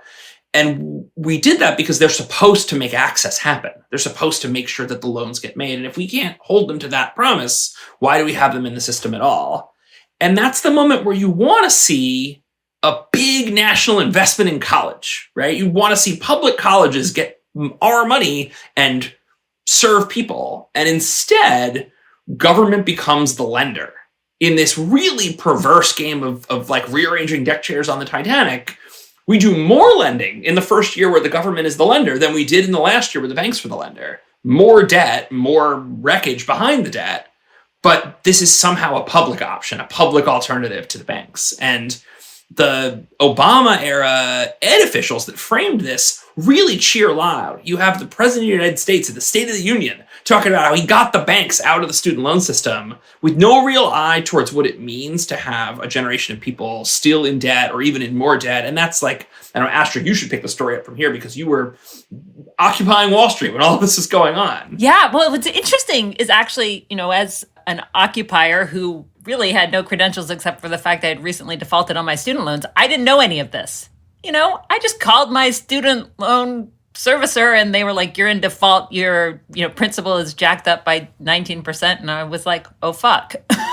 So it's quite interesting what you don't know in the moment. But what this move to direct lending did is that it opened up strategic possibilities for advocates of student debt cancellation like you and like me, because it made the government the creditor of this vast trove. It made the government into one of the biggest banks, right? And what that meant was they had the magic loan delete button, thanks to the Higher Education Act of 1965, as we have reminded people many times over the years. I think what you're saying, though, I just want to put a point on it, which is so right, which is there was no movement for a true public option, right? There wasn't a movement of organized higher ed workers and students and potential students saying, we actually believe in college as a public good. So that's the kind of thing we want to build. And, I think tackling student debt is one route to that bigger demand. But as people know, we began organizing for student debt relief, specifically focusing on students who had been defrauded by predatory for-profit colleges, by Corinthian colleges, by ITT Tech, by the Art Institute, and then broadening out to demand debt cancellation for everyone. And we, in some ways, achieved, I think, more than we could have anticipated when the movement first started. But, the Biden administration for reasons that we don't have to go into great detail about here, was absolutely reluctant to use its full authority. And this just stands in such stark contrast to the Trump administration today using its full authority to do all sorts of things. So, we said, President Biden, you have been authorized by Congress numerous times to, through various means. You have the authority. You're not seizing it, but you have been granted this authority and you can cancel student debt. And for reasons that I think were more ideological than anything else, they refused to use that authority and instead sort of wanted to tweak existing loan repayment programs. And now even those tweaks are being undone by the Trump administration. So people can read Ryan's book for the fuller history or many of the things I've written, but I think there's yet another, hard lesson here about half measures, right? I'm stuck on the idea of half measures too, because I do think that there were sort of two conversations happening at the apex of this mass movement to deliver student debt relief to people. You were coming out of the pandemic. You were in this moment where you did have some elite consensus that student debt was a problem and something needed to be done, in addition to this decade of grassroots organizing to make it clear that this was affecting everybody in every community in America. And it was enough of a political problem that the people in the leadership in the Democratic Party in the Biden White House recognized that maybe for political expediency alone, it had to be dealt with. You had Bernie Sanders and Elizabeth Warren pushing very, very hard from the outside. And in this magic moment where incentives aligned between the people that were just focused on the politics of the Democratic political project, and you had people that were focused on making life better for everybody, you had some space to do something. And the technocrats got in that space and messed it all up. And I think that there's really something very similar to what happened in the transition to the direct loan program, where you had this moment where you had this, things were malleable. You had this political space to do something really big on how we pay for college. And some of the same technocrats got their hands in there and messed it all up. And it's how you get industrial scale government as consumer lender. It's also how you get means-tested, application-driven debt relief that is big enough to be transformative, but slow enough to get stopped. And I think you're totally right, Astra, the choice of law matters, but also just all the other choices, like the policy architecture, to borrow a phrase. Like, the big decision was fine, and all the little ones were wrong. And so you get nothing as a result. And you've ruined all these other programs that were working in fits and starts to make people's lives easier.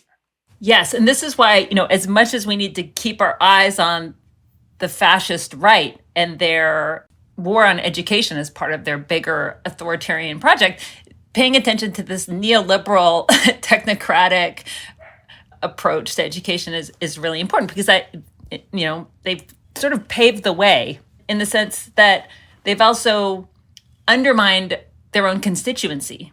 Because for millions and millions of people, their experience of higher education is not this romantic, rose-colored, 4 years on a campus green, or even, 2 years at a community college. It's like, having gone to a predatory for-profit college. It's dealing with these predatory loan servicers, spending 9 hours on the phone with Mohila, just trying to get an answer about how much money you owe or which relief program you're enrolled in. And so that has, created much more fertile terrain for these bigger attacks on higher education. But yes, I almost have too much bitterness still to really talk about the Biden administration with a lot of lucidity. But one takeaway is just that, what seems to some people like the smart, responsible technocratic approach is actually the opposite, that it turns out to be just self-defeating, politically ruinous. And if I could just make a really fine point on that, the person who articulates that the best is Donald Trump. Donald Trump, in his debate with Kamala Harris, brought student debt up on his own to say, you promised to cancel student debt for millions of people and you couldn't deliver. He doesn't view that as waste. He doesn't view that as culture war. He doesn't view that as bad for taxpayers. He uses it as a political opportunity to knock the other side over the head because they can't govern. And that's the legacy of the technocracy there. That's it makes everyone look weak and ineffectual and unable to deliver on their promises. And like the politics of that probably are worse than not even trying. I'm Sam Adler-Bell, and you're listening to The Dig, by far my favorite podcast for sophisticated, lucid, and very, very, very thorough conversations about the past, present, and future of left politics. Personally, I would be completely lost and adrift without it, so please support the show at patreon.com/thedig. This episode of The Dig, like every episode of The Dig, is produced in partnership with Jacobin Magazine. Jacobin is an incredible publication, and you've probably seen a lot of what they've published online. But they also have a really beautiful print magazine. It comes out quarterly and has well over 100 pages packed with illustrations, infographics, and some of the best graphic design in the country. Dig listeners can join 50,000 Jacobin subscribers, developing socialist political thought and debate for just $15 a year. $15 gets you an entire year of Jacobin in print and access to the magazine's entire back catalog. If you've never subscribed to Jacobin before, you can access this deal by going to bit.ly/digjacobin, all lowercase. That's bit.ly/digjacobin, bit.ly/digjacobin, all lowercase. So where are we now? So even if it was very strange to make this move under Obama to direct lending, it did open some strategic possibilities. And right now, one of the priorities of the right is actually to undo that and to return student loans to the private market. I think it's important to put that goal in the context of their larger project. So to go back to Project 2025, which is our Mandate for Leadership edition, in the chapter about destroying higher education, they put their tools on the table and they say, we're going to go after DEI and accreditation. So that's why I thought it was important to mention the accreditors. They say we're going to go after indirect costs associated with research funds, which is what they are doing. And they say we're going to get rid of student loan relief programs and we are going to privatize the student loan program. And I was very struck by Christopher Rufo's interview with the New York Times, where he gleefully talks about privatizing student loans and talks about what a traumatic event, that this would be a recessionary event for higher education. Possibly exaggerating, as he does, but I'm curious, Mike, what you think about that. And Ryan, also, please feel free to weigh in. I mean, basically, they want to roll back the clock and then some on these very modest reforms. I also think it'd be interesting if you talked a little bit about what their stated goals are. So it's been interesting. I mean, I think if I think back to the early days of student debt organizing, we sort of had to speculate. We'd go, well, we think they don't want to cancel people's debts because it might give people more power in the workplace to decide where they'd like to be employed. We think they don't like student debt relief or free college because it would advance racial justice. This is all stuff that they're saying out loud now, which is also interesting. I think it's helpful to return to this crooks versus culture warriors frame when you're thinking about how this manifests right now, because Chris Rufo especially is just like the front of the line in the vanguard culture warrior. He wants to break power that is built on college campuses, and he wants to break freedom that people have to learn and to live full lives and to make their own choices, and is willing to use any tool that he can find, even, destroying scientific research for a generation, if what he gets to do with that is break the ivory tower. And that's not the same goal as the CEO of Sallie Mae, but they found themselves as bedfellows right now, because when you break the student loan system, when you decide you no longer want the public provision of student debt, you create a market for lenders to fill that gap, because there will still be demand to go to higher education. And so you see in this very perilous moment, this loud conversation that's happening on the front page of every paper in America about the future of higher education and the shakedown the Trump administration's doing with all of these colleges to get them to turn on students and deport undocumented students. But below the surface in Congress, you have a totally different conversation happening right now. You have this discussion about whether you can loot the student loan program to pay for tax cuts for billionaires. And that quiet conversation is actually going to have a much more enduring effect on the whole higher education system, as opposed to these individual shakedowns happening with leaders of elite institutions. Because back to the beginning of our conversation, those elite schools are not where most Americans go to college. But if you break the student loan safety net and cause mass loan defaults, if you privatize student lending, you're not just preventing people from going to Columbia, you're preventing people from going to the University District of Columbia. And like that's where people go to college. And that's going to actually have a much more enduring effect on everyone, on all of us. Well said. So the goal is to undo the problematic and always inadequate Obama-era reforms, get Wall Street fully back into the business of student lending, despite all of the devastation this will cause. And the bonus is that it allows Republicans in Congress to get to do some weird budget magic to justify their massive tax cuts. It all just reinforces the idea that education is a profit center to be squeezed, which, of course, they also love. One thing that made me think of is I was really surprised by a kind of alternative narrative that I found in a book by Christopher Newfield, who is a scholar and had his own personal experience with being on a budget committee for a UC school.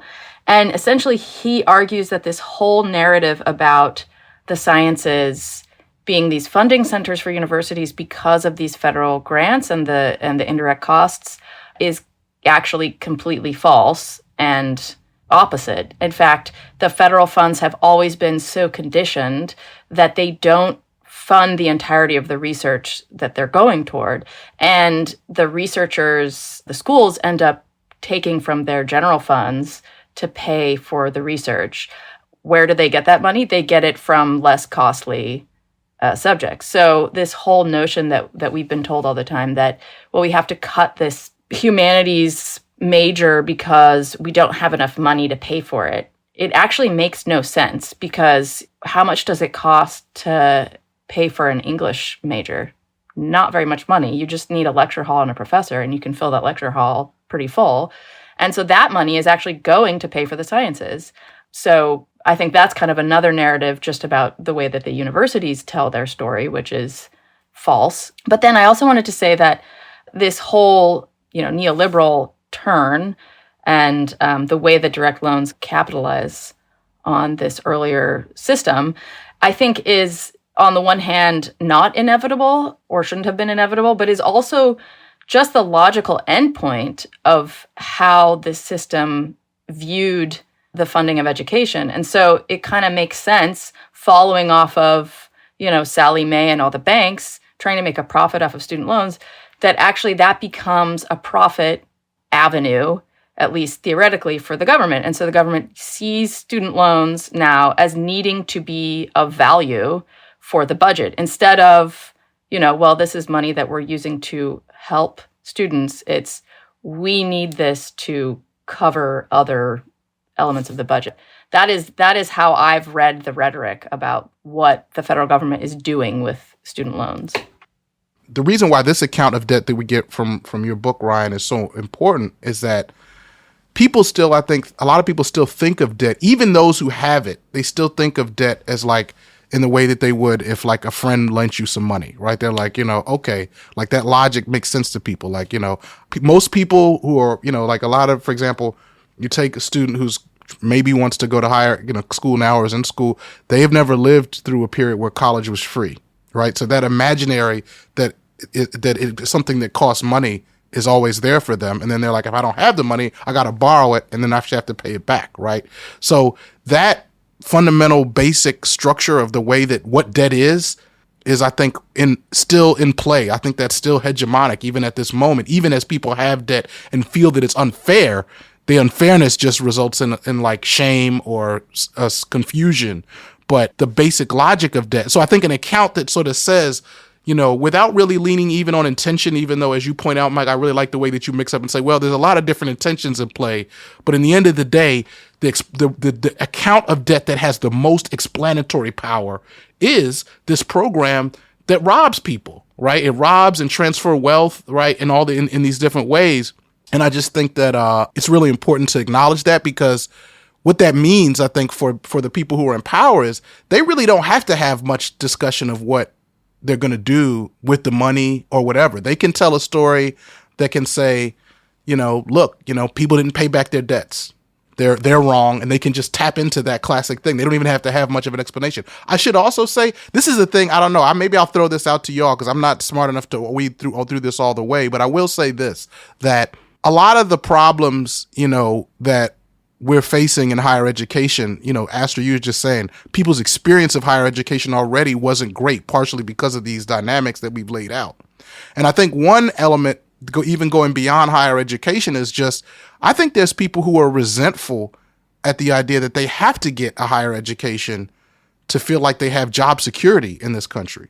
And I think that, those of us who are credentialed, a part of the credentialed classes, that's something we really have to look at, because, like I'm a professor, I'm on the tenure track, you know what I mean? And I'm trying to get a kind of job security that almost no one can even have. So in a weird way, I think that works in Trump's favor, because if you're trying to tell a story that basically says higher education really in the end of the day isn't even important, you know what I mean? What's important is business. What's important is, like, you can become a crypto entrepreneur. What's important is you can do all these other things. What they're saying in a way is that what progressives are trying to offer you is a world where you have to go to these institutions. They're going to exploit you, where your kids are going to be turned into communists and whatever, you know what I mean? And then where professors are going to take, the universities are going to, use all this money, all your tax money and all these other ways. We're going to get rid of all of that and create a world where you can succeed as a business person. Something about that is, I think, also part of this story too, right? Right now, I wouldn't mind taking a couple minutes before we close. I'm like, there is real corruption in higher ed. And Mike, I know you know this so well. Ryan, you uncovered a lot of it as well. I mean, by financializing higher education, there are all of these opportunities for scammers, for profiteers.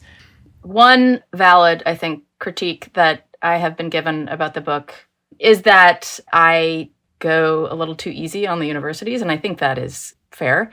But I would say that pretty interesting to me is this arc that you see, in my mind, kind of really starting, or at least becoming notable, in the 70s, when, again, we have this moment where the Pell Grant is created and Sallie Mae is created. And I spent a lot of time researching this book, just reading through congressional hearing testimony. And what you see in the 70s is that the economic situation is pretty bad, and schools have been sort of invited in the 60s to become partners with the federal government, really asked to expand their programs, to bring higher education to everybody. It's now not just a mass system, it's a universal system, and they were willing partners in that, and they spend a lot of money and make a lot of investments in their physical plants and in professors. And then the 70s come and everything's quite a lot more expensive. Now they're having to pay a lot more for just like oil to heat the buildings. And they're in financial crises. Some private institutions, including Columbia, are running deficits. They're, contrary to the notion we have of these huge endowments, they're really actually struggling. And smaller schools are closing. They come to the Congress people and they say, what we really want is money for our institutions. We want you to give us money that we can use how we want it so that we can continue to provide this. And, this is on the heels of this huge backlash against students. And the legislators are kind of pissed that the schools would even ask them for that. And kind of punitively, the Pell Grant ends up being somewhat punitive against the universities. Pell is not keen to give the institutions money, and so pushes this more, back in this direction of the individual student. And I think that pushes the universities in some way to really have to expand non-educational aspects of their mission, because if they're not getting money, they need to go find it from the students. And the states also, are disinvesting. So the students become really the only source of funds, which ironically are coming from the federal government. And so they have to compete for students. They have to become, prestigious so that they can get all these students. And that involves not only adding amenities, that kind of like stereotypical climbing wall thing that comes in the 2000s, but also creating development offices to get alumni donations, financial aid offices to really help students get those funds, and recruitment so that they can bring in lots more students. And so you see that's kind of, I think, the beginning of this administrative bloat idea. And then that itself becomes somewhat predatory, I think, where those administrators operate kind of outside of the other economy of the actual provision of education, and they are able to extract funds for themselves from the university. The only thing I would add, maybe just to bring that story into the modern era, is that you have, we talked about the rise of global for-profit colleges, and you would expect a set of higher education institutions that are committed to the delivery of education and the kind of first principles of higher education to react to that in a really negative way, to say, this is not what we do, this is a problem, these things are scams.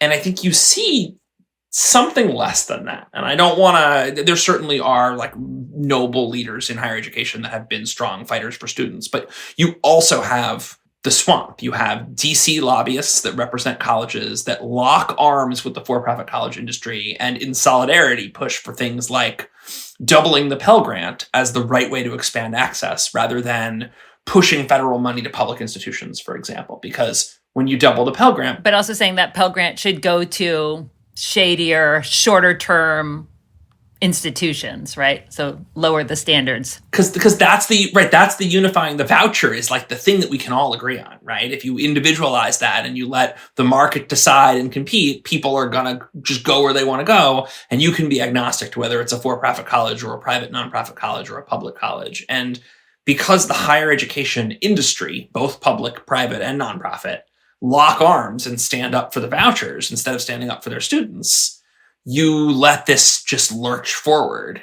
And even as these big global for-profit colleges close, you see the business officers at these schools look across the street and say, actually, there's some innovation there that we could take advantage of to be able to market something that makes us more money as people running an institution. And you see some of these former for-profit colleges become Massachusetts Global or Purdue Global, and you suddenly have public colleges running separate organizations that are formerly for-profit colleges using the same marketing, the same scam, the same garbage instruction, just as an effort to catch more federal money. And that's like the modern era. You use the word corruption, Astra. There's no other word to describe it. This is corruption at the college level, and it is corruption at the national level. And it's a different kind of corruption than what the Trump administration is doing. And I think there's another, you mentioned this one direction of blurring the kind of for-profit, nonprofit, but there's another one that I find particularly seedy and interesting, which is for-profit colleges kind of coming to the realization that they're not well viewed and they're on the decline. So they're going to they're going to go legit. They're going to turn themselves into nonprofits. But what do? They hire all the people who ran the for-profit school to administer everything for a profit. So they're just like laundering money and funneling it back and forth, and nothing actually changes in the value of what they're providing. Yeah, and we had many officials from the Obama Department of Education go through the revolving door and work in the for-profit education sector. Trump's current Undersecretary of Education, the person he's appointed, Nicholas Kent, I believe his name is essentially a for-profit lobbyist. Yeah, I mean, could go on and on, but it creates amazing opportunities for grift. And, as Chenjerai said, I think there's this, when what you're dealing with is a system that creates mass indebtedness, and then we can so easily reach for the story that, well, people took out the loans, it's on them, they should just pay it back. It's harder to get the public to pay attention to the moral hazard of creating a system where federally backed loans are at the center, right, is so vast. And, now we have this crazy litigation that's happening. I mean, the current lawsuit to stymie the SAVE program, which is a reform the Biden administration really touted. It's just another version of an income contingent repayment or income-driven repayment plan. But the argument made by these Republican state AGs is that the SAVE plan, by providing debt relief, inhibits their ability to retain workers. Am I getting that right, Mike? Yeah. There are a few different versions of that argument that were mounted by different right-wing like dark money backed nonprofits and also certain state AG offices, that the public service loan forgiveness program, which is a piece of the student loan safety net, gives them standing to challenge these programs that would cancel debt through another means, because they have a right to use debt to lock their workers in place. And if you cancel somebody's debt today, it means that debt no longer compels them to work for you for less than the market will bear. And that is a wild set of things to say out loud. They're admitting the very argument that we make against the debt in the first place, which is that it inhibits, mobility, entrepreneurship, all of these things that they claim to be for. It's insane. Right. I mean, they are literally claiming standing to sue to destroy a debt relief program because of a debt relief program. I mean, to keep this Rube Goldberg mess going. So that's where we are. That's why there's nothing to do but abolish it all and remake it from scratch. Ryann, what are the lessons? Maybe you have some strategic wisdom for us, having looked at centuries of error. What should we do? There are these sort of policy windows that open up when you have these crisis moments. And I think that's where we've seen kind of all of the big moves in terms of the system that we have now, both bad and good. The GI Bill comes because you have this massive nationwide crisis. And everything kind of flows from there. And we're on the brink of, or really in the midst of, probably the biggest crisis facing higher education. And this is the breach into which you can sneak in something better. But that requires really having it ready to go, I think, because you narrated, Mike, there are all these people roaming around with their technocratic tweaks ready to go. They're building on something that already exists, and it's very easy to kind of perpetuate. So you have to really have something bold and well planned out to push in there. And, how to do that, I don't really know. But that's kind of one of the things I gleaned. Another thing, something I found really fascinating, is that if you go back to what is called the first university, the University of Bologna, in the 12th century, there was a sort of rudimentary student loan program. At the time, you have these tutors of individual students, and students pay the tutor. And sometimes they would take out loans, and the loans are very short term. But what ends up happening is that the students form mutual aid programs. The university class students by their nation of origin. And so, of course, nations are different at that time, but you have all the people from France band together and form funds to cover the student loans of anyone who's not able to pay them. Because if a French person bails on their loan, all the French students get collectively punished. And what emerges out of that is collective benefit. And I think there's something to be learned from that about reclaiming the source of this financial system from the top and from the bankers and a sort of central mechanism to a more communal way of both approaching education and its financing. Thanks for that. Yeah. And Mike, concretely, feel free to talk to us about litigation that's happening. I mean, do you have any good news for us? I think you might have had a victory or two, right?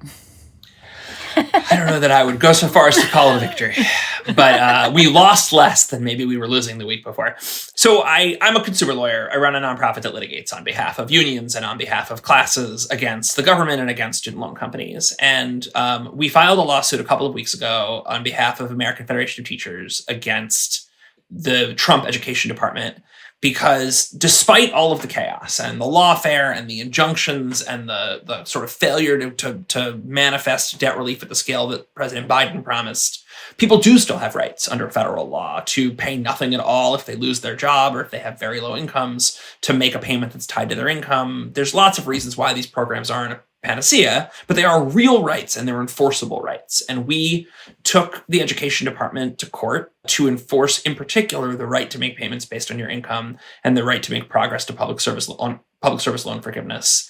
And that's because in February, quietly, the Trump administration issued an order to all of the student loan companies with government contracts to say, stop enrolling people in affordable loan payments. Not something narrow to address a court order. That's what they'll tell you, and not something narrow to address a court order, not something targeted to advance some set of policy aims. A wholesale stop work. Do not give people their rights. We filed a lawsuit on a Wednesday. We had a conference with the court the following week, and in that conference, the Justice Department said, we'll restore borrowers' rights. We'll put this application for payment relief back on the internet. But we won't tell servicers to process those applications. And it's come to light that 1 million people have applications for debt relief that are just sitting with a student loan contractor waiting to be reviewed. So they're not getting payment relief. They're not making progress towards debt cancellation. They're just stuck. And until these people get unstuck, like, we're going to stay in court, we're going to keep litigating, we're asking a federal judge to order the Trump administration to start processing these applications and to tell us and the public the progress here. But they have at least acknowledged that, like, these rights do exist. They are real rights and are taking some steps to restore them. So I don't think that that's the kind of change that we want to see in the world. But it shows that, like, if you pick smart fights and you have people power behind you, like, you can actually get this administration to follow the law in fits and starts. At the same time, Wednesday we sue. Thursday, the president signs an order abolishing the education department. And Friday, they announced they're moving the student loan program to the Small Business Administration. That was in 48 hours. And so I don't know, these little wins, such as they are, mean that, like, there are tools that, like, the government will respond to. It doesn't mean that we're going to fix everything. And I think political change is the only way you actually fix things. I can't resist but to say a few things about that. I mean, one is, as you said, they took the applications for relief programs off the internet, right? And so you have pushed them to at least put them back online.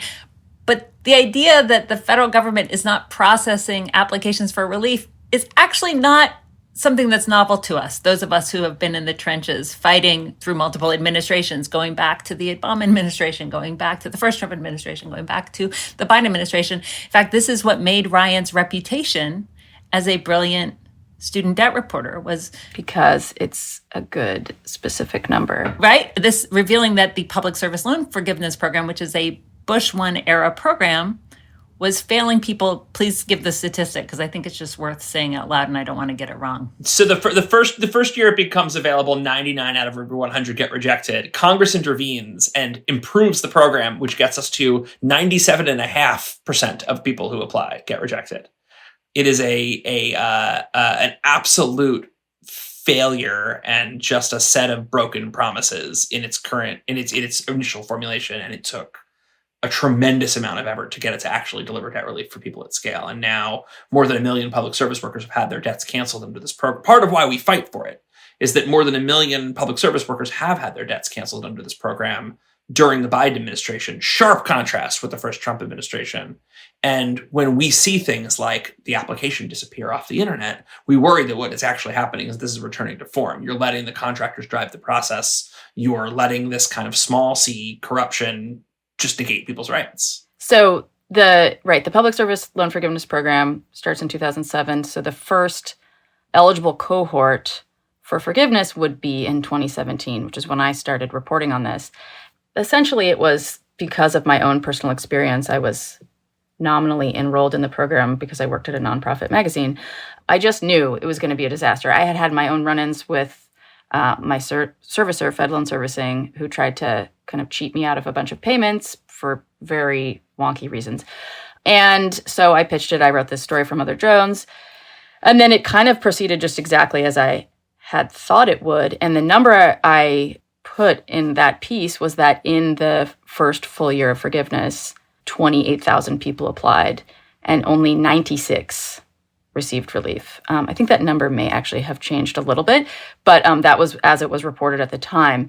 And the Department of Education later tried to defend itself by saying, well, the vast majority of those people were ineligible to begin with because they hadn't been paying long enough, they hadn't been enrolled long enough. And, I don't know, I can't parse the details of that. But what we saw really in the Biden administration is correcting a really vast number of servicer mistakes, malfeasance, where they were not telling people about how they could become eligible for this program. They were keeping them in payment plans that did not push them toward forgiveness, and just doing all kinds of things, either out of, again, incompetence or to keep borrowers with them so that they continue to make money off of them. Yeah. And my point is just that there's endless precedents for this, right? The same is true for something called borrower defense, which is how people who have been defrauded by for-profit colleges get relief. The same is true for people trying to get total and permanent disability discharges. I mean, and this is why we need to, as a movement, somehow start fighting for something bigger than relief programs that follow the letter of the law. And so I'll turn it to you, Chenjerai. You are active in the AAUP. You, as we said in the beginning, were active in the union at Rutgers. How do you see the fight manifesting right now? I mean, I think there are moments, as Ryann said, moments of crisis can be moments of opportunity. Yeah, I mean, well, first of all, I mean, it's just to listen to, it's been great. I can't wait to actually listen back to this episode, really learn all the really some of the details about what has occurred and what's possible.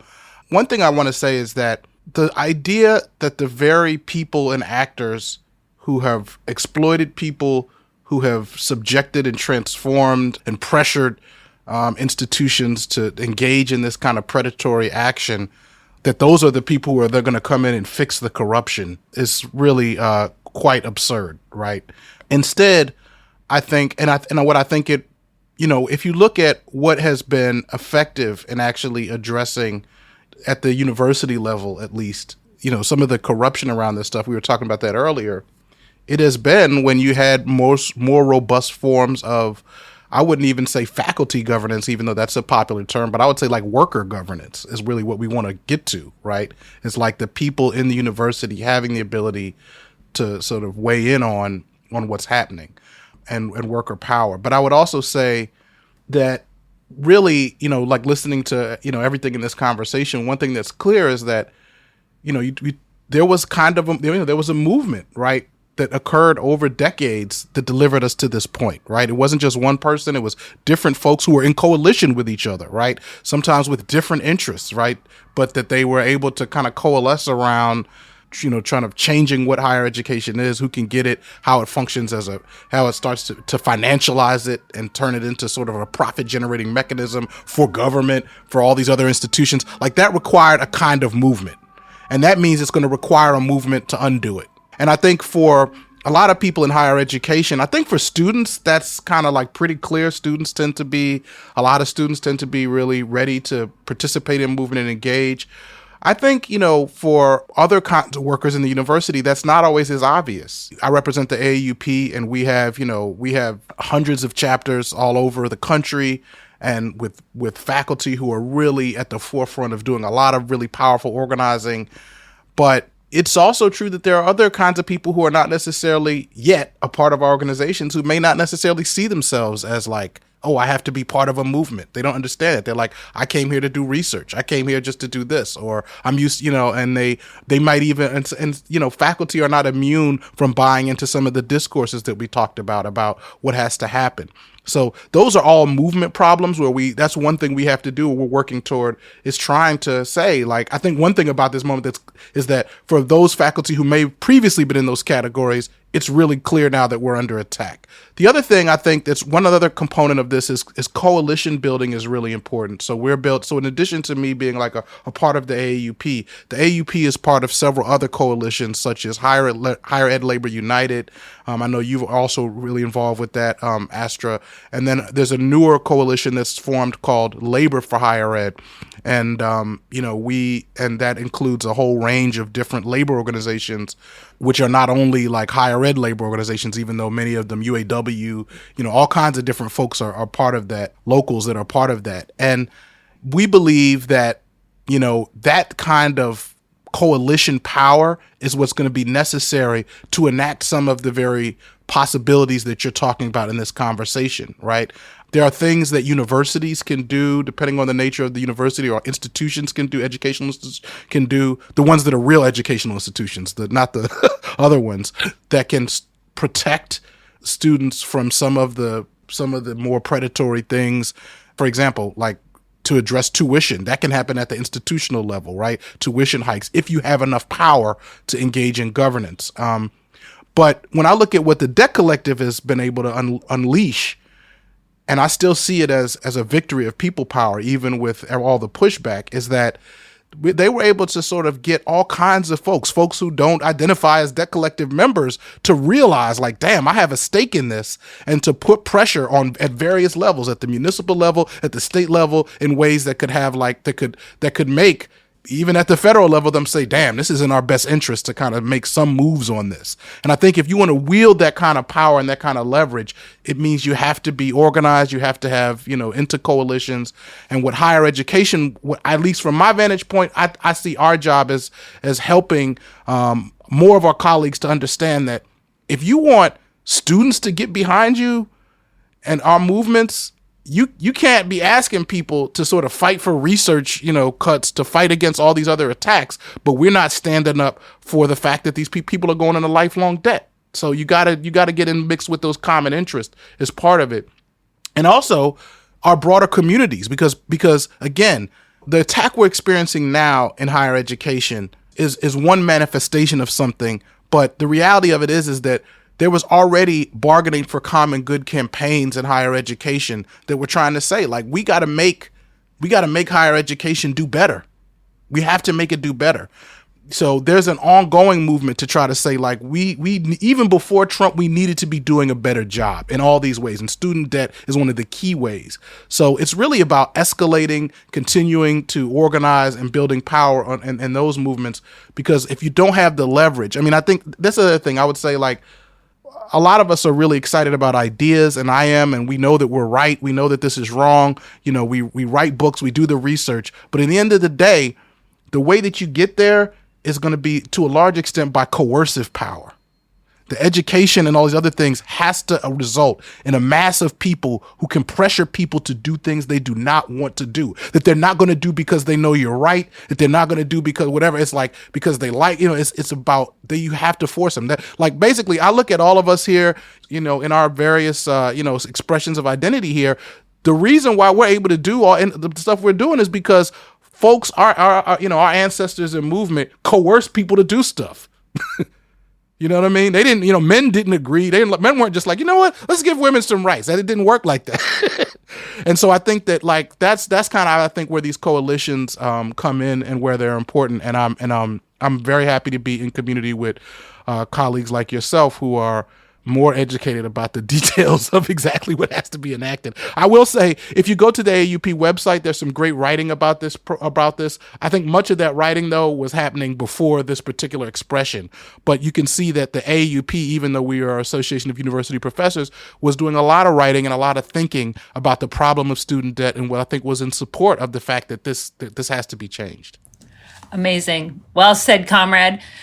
Mike, do you want to say something about your congressional tool, or do you want to? I'm happy to make a plug for direct action. I'm always happy to make a plug for direct action. So okay. one of the weird things about the student loan system being a creature of the federal government is that members of Congress are responsible for it too. And so if you have a problem with your student loan, you've applied for debt relief, you can't get it. You've applied for loan forgiveness, you can't get it. You getting your paperwork lost, you're sitting on hold for hours, or you just think this is broken and we need better. We have a tool on our website. If you go to protectborrowers.org/casework tool, it's clunky, sorry, but it's protectborrowers.org/casework tool. Maybe we can put it in the show notes. You can figure out how to open a case with your elected official about the U.S. Department of Education. And that's the shortcut to be able to get help if something's wrong with your student loans. But also it's a way to get elected officials involved in the broken student loan system because they are responsible for our broken government too. Ryann, just to kind of close this off, you're not an academic, you're not a student. Why should people who are not immediately affected, who, maybe don't have kids, who are basing down a possible future saddled with student debt, why should people give a shit about this? Because I think one thing implicit in what Chenjerai just said is that we need a mass of people who can have coercive power, who can challenge entrenched interests and rebuild something that is very, very big. Why should people care? Because I think that's one of the strategic challenges we're facing is what is the proposition for the broader public? And I think this is one reason why, to go back to something Chenjerai said earlier too, is we have to figure out how to acknowledge people's frustrations that, there's this gatekeeping aspect, this credentialing aspect. Yes, you should be able to have a well-paying, dignified job without a college degree, but you should also be able to go to college if you want to. You mentioned, Chenjerai, the resentment that a lot of people have about this de facto requirement that they go to college. And I think they're right to be resentful. I don't think college, should be a necessity for having a dignified line of work, a way to, live in this society. And I think we have so coupled the idea of education and job training, completely conflating them, that people can no longer see a way out of that. And I think one thing that has to happen is to cut a line in there. Professional training can be education. It is educational, but that isn't the point of education. The point of education is a proposition for yourself. And if we're going to talk in the terms of investment in yourself for your well-being and for the well-being of society, not purely on an economic level. And I think another thing is that this evolution of education as this mode of wealth collection has turned the job suppliers, employers, away from doing the things that they should to train their employee base. If they want to have people with the skills required for their employment, they should be responsible for providing that, not using education as a stand-in for skills development, for one thing because it isn't, and for another thing because it's an abdication of their very responsibility as employers. And so I think that's one big thing, is to really decouple those two ideas and allow people to pursue education for what it should be on their own terms and at their own discretion. People should be encouraged to learn and to become as educated as they want to be, but they shouldn't be required to be citizens or members of a society that can absolutely provide what they need to live lives of dignity. And then if I could piggyback on another thing you said, you said earlier the way we view debt and the modes of responsibility for it and how ingrained that has become, that, you take out a debt, you owe it, to obscuring all the ways that debt has come to the fore to the exclusion of other forms of financing or aid. And I think that also ties into what we need to do going forward. And I would say, Astra, the Debt Collective has been fundamental in one of the things I think is necessary, which is re-educating people about these various institutions and systems of what education is, what it's for, what debt is, why it exists, what it's for. And if I could turn that to closing on a petty note, which is that when my book came out, I got reviews in the Washington Post and the New York Times. And in each one of the critiques that people made was that I wrote this book because I have student debt, which I do, and I don't want to pay it. And it was really, really interesting to me because, for instance, at the Washington Post, they assigned the review to the president of Wesleyan. And he said that, he said, I was very angry. I have debt and I'm very angry about it, which isn't entirely true. I don't know how he claims to be inside my head. But he also said that I was too hard on universities, that universities are actually doing a lot of good. And that, for instance, his university has stopped offering loans. Loans are not part of their financial aid package. What he failed to say was that under his tenure also, they turned away from need-blind admissions. So in other words, they don't admit everyone, regardless of their need for financial aid. They can exclude people who do need those loans. So there's this kind of inherent hypocrisy in the way that I think university administrators position themselves as advocates of students. But then the other thing, I spent 5 years researching this book, trying to really get at the heart of the structural and systemic root of this present day crisis.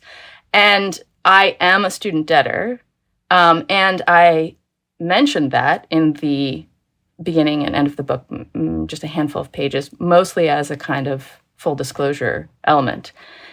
And the ideology of what debt is so strong that after reading this entire book that aims to deconstruct the structure of student debt and how it came to be, the takeaway is that I want to abdicate my personal responsibility. And I think, myself aside, I don't care that much, but that is the very, very core notion that has to be dismantled. And people just cannot see beyond it at the present. And I think we really have to destroy that idea. I just got to jump in. I got so infuriated when you told me about that response from the Wesleyan president. Look, I don't know if they listened to this. I mean, I should be more. I should really read the review line by line. I haven't read the review you're referring to, so I want to clarify. But I'm going to say, even without reading it, that's a bunch of bullshit. And what I think it shows, I think it's the kind of bullshit that reveals two things. One is that maybe, first of all, the Wesleyan president is very busy. They didn't actually read your book. I did. So so they weren't equipped to actually have a real critique, of the book, right? But it shows how the people who are presented as being like the sort of adults in the room who are going to give us the reasonable take just don't have real arguments, because there's no way you read this book, and we should critique it. You know what I'm saying? There's all, like you said, the critique that, said Luke had about which was actually the opposite, that, you know what I'm saying? You weren't hard enough on universities, right? It's like, we should have those debates. So I'm all about critique, but the idea that these people, are offering us the critique and they're not. And it's like, there's no way you read this book and come away with the idea that this is coming out of your anger.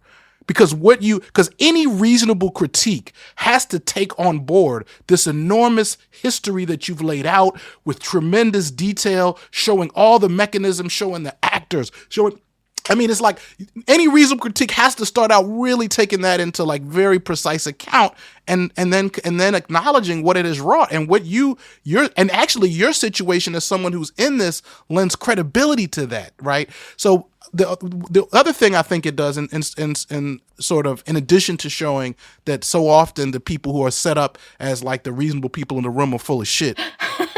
But the other thing is that it shows is that how confident they are shows that really underscores your point, Ryan. The fact that he still is going to lean into that, knowing you don't got a real critique, you're still going to lean into this, you just don't want to pay your debt. That shows you how hegemonic this is, that they still think they can rely on that, even when you're reviewing a book that has thoroughly debunked that idea. So, I'm sorry, that pissed me off to hear that. And I credit your work and the Debt Collective's work in changing the way people think about their own debts. And I think that's kind of the broader push that we have to make. I went to NYU for grad school, which was probably ill-advised. I took on a lot of debt for a journalism program. And it was during that recessionary moment. So I entered in 2008 and graduated in 2010, and then didn't really know where to go from there. I did internships. I wound up at this nonprofit magazine that paid me $31,000 a year. And I experienced so much shame. I couldn't get over the shame. And I panic. I would go home from work and fill out spreadsheets over and over obsessively about, well, if I increase my payment by $25 a month, how much does that shorten the time that I'm going to be in debt? I thought of this debt as like not only a black hole, but like a house that I would never live in, a family that I would never have, just like a future sucked away and on fire, basically. And I didn't want to talk about it to anyone. I didn't tell my parents how much debt I was in, partly because my mom would be heartbroken and my dad would judge me endlessly. And I thought that was just like, I could never marry anyone. I could never be in a relationship in which somebody else had to take on this burden that I personally accepted and was responsible for. And when I was dating the person who became my spouse, there was a moment where I had to tell him, because we were entering into certain financial situations where he had to really be aware of where we were. And it was over GChat. And I was shaking when I put the number down and crying because I had never told anyone. And it felt like, I don't know if this person is even going to want to share a future with me now. And I now see that as just so sad. And there's so many other people who have this vision of themselves as villains really in their own life story. And I just think it's tragic. And I just don't think we should allow that narrative to take hold any more than it already has. Well, this is why the Debt Collective never talks about debt forgiveness. We talk about debt cancellation, debt abolition, because debtors have done nothing wrong. They don't need to be forgiven for anything. In fact, the blame should be squarely put at the people who are upholding this broken system. And I also want to challenge the idea that you shouldn't be angry. Anger is a perfectly healthy response, and part of organizing is channeling that anger or that shame, however it manifests, into solidarity so we can build that mass coercive movement that Chenjerai was laying out. So Ryann, Mike, Chenjerai, thanks for being on The Dig. Thank you. Thanks, everybody. Thank you.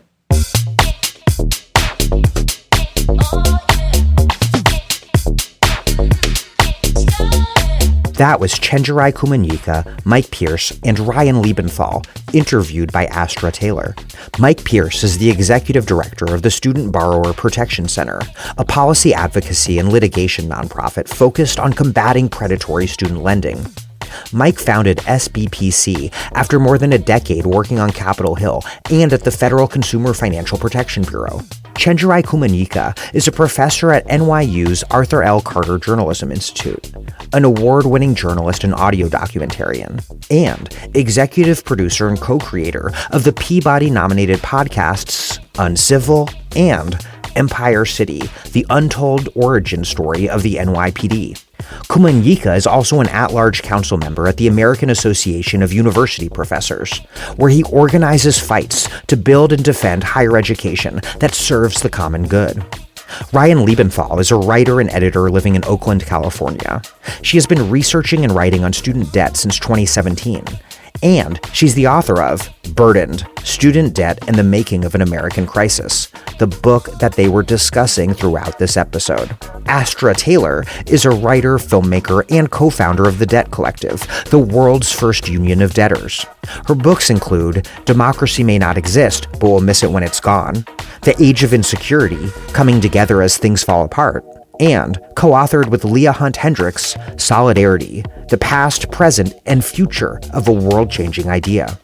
Thank you for listening to The Dig from Jacobin Magazine. As Marx once said, after noting that credit offers to the individual capitalist, or to one who is regarded a capitalist, absolute control within certain limits over the capital and property of others, and thereby over the labor of others. While other podcasts have only interpreted the world in various ways, our point is to change it. We're posting new episodes most weeks.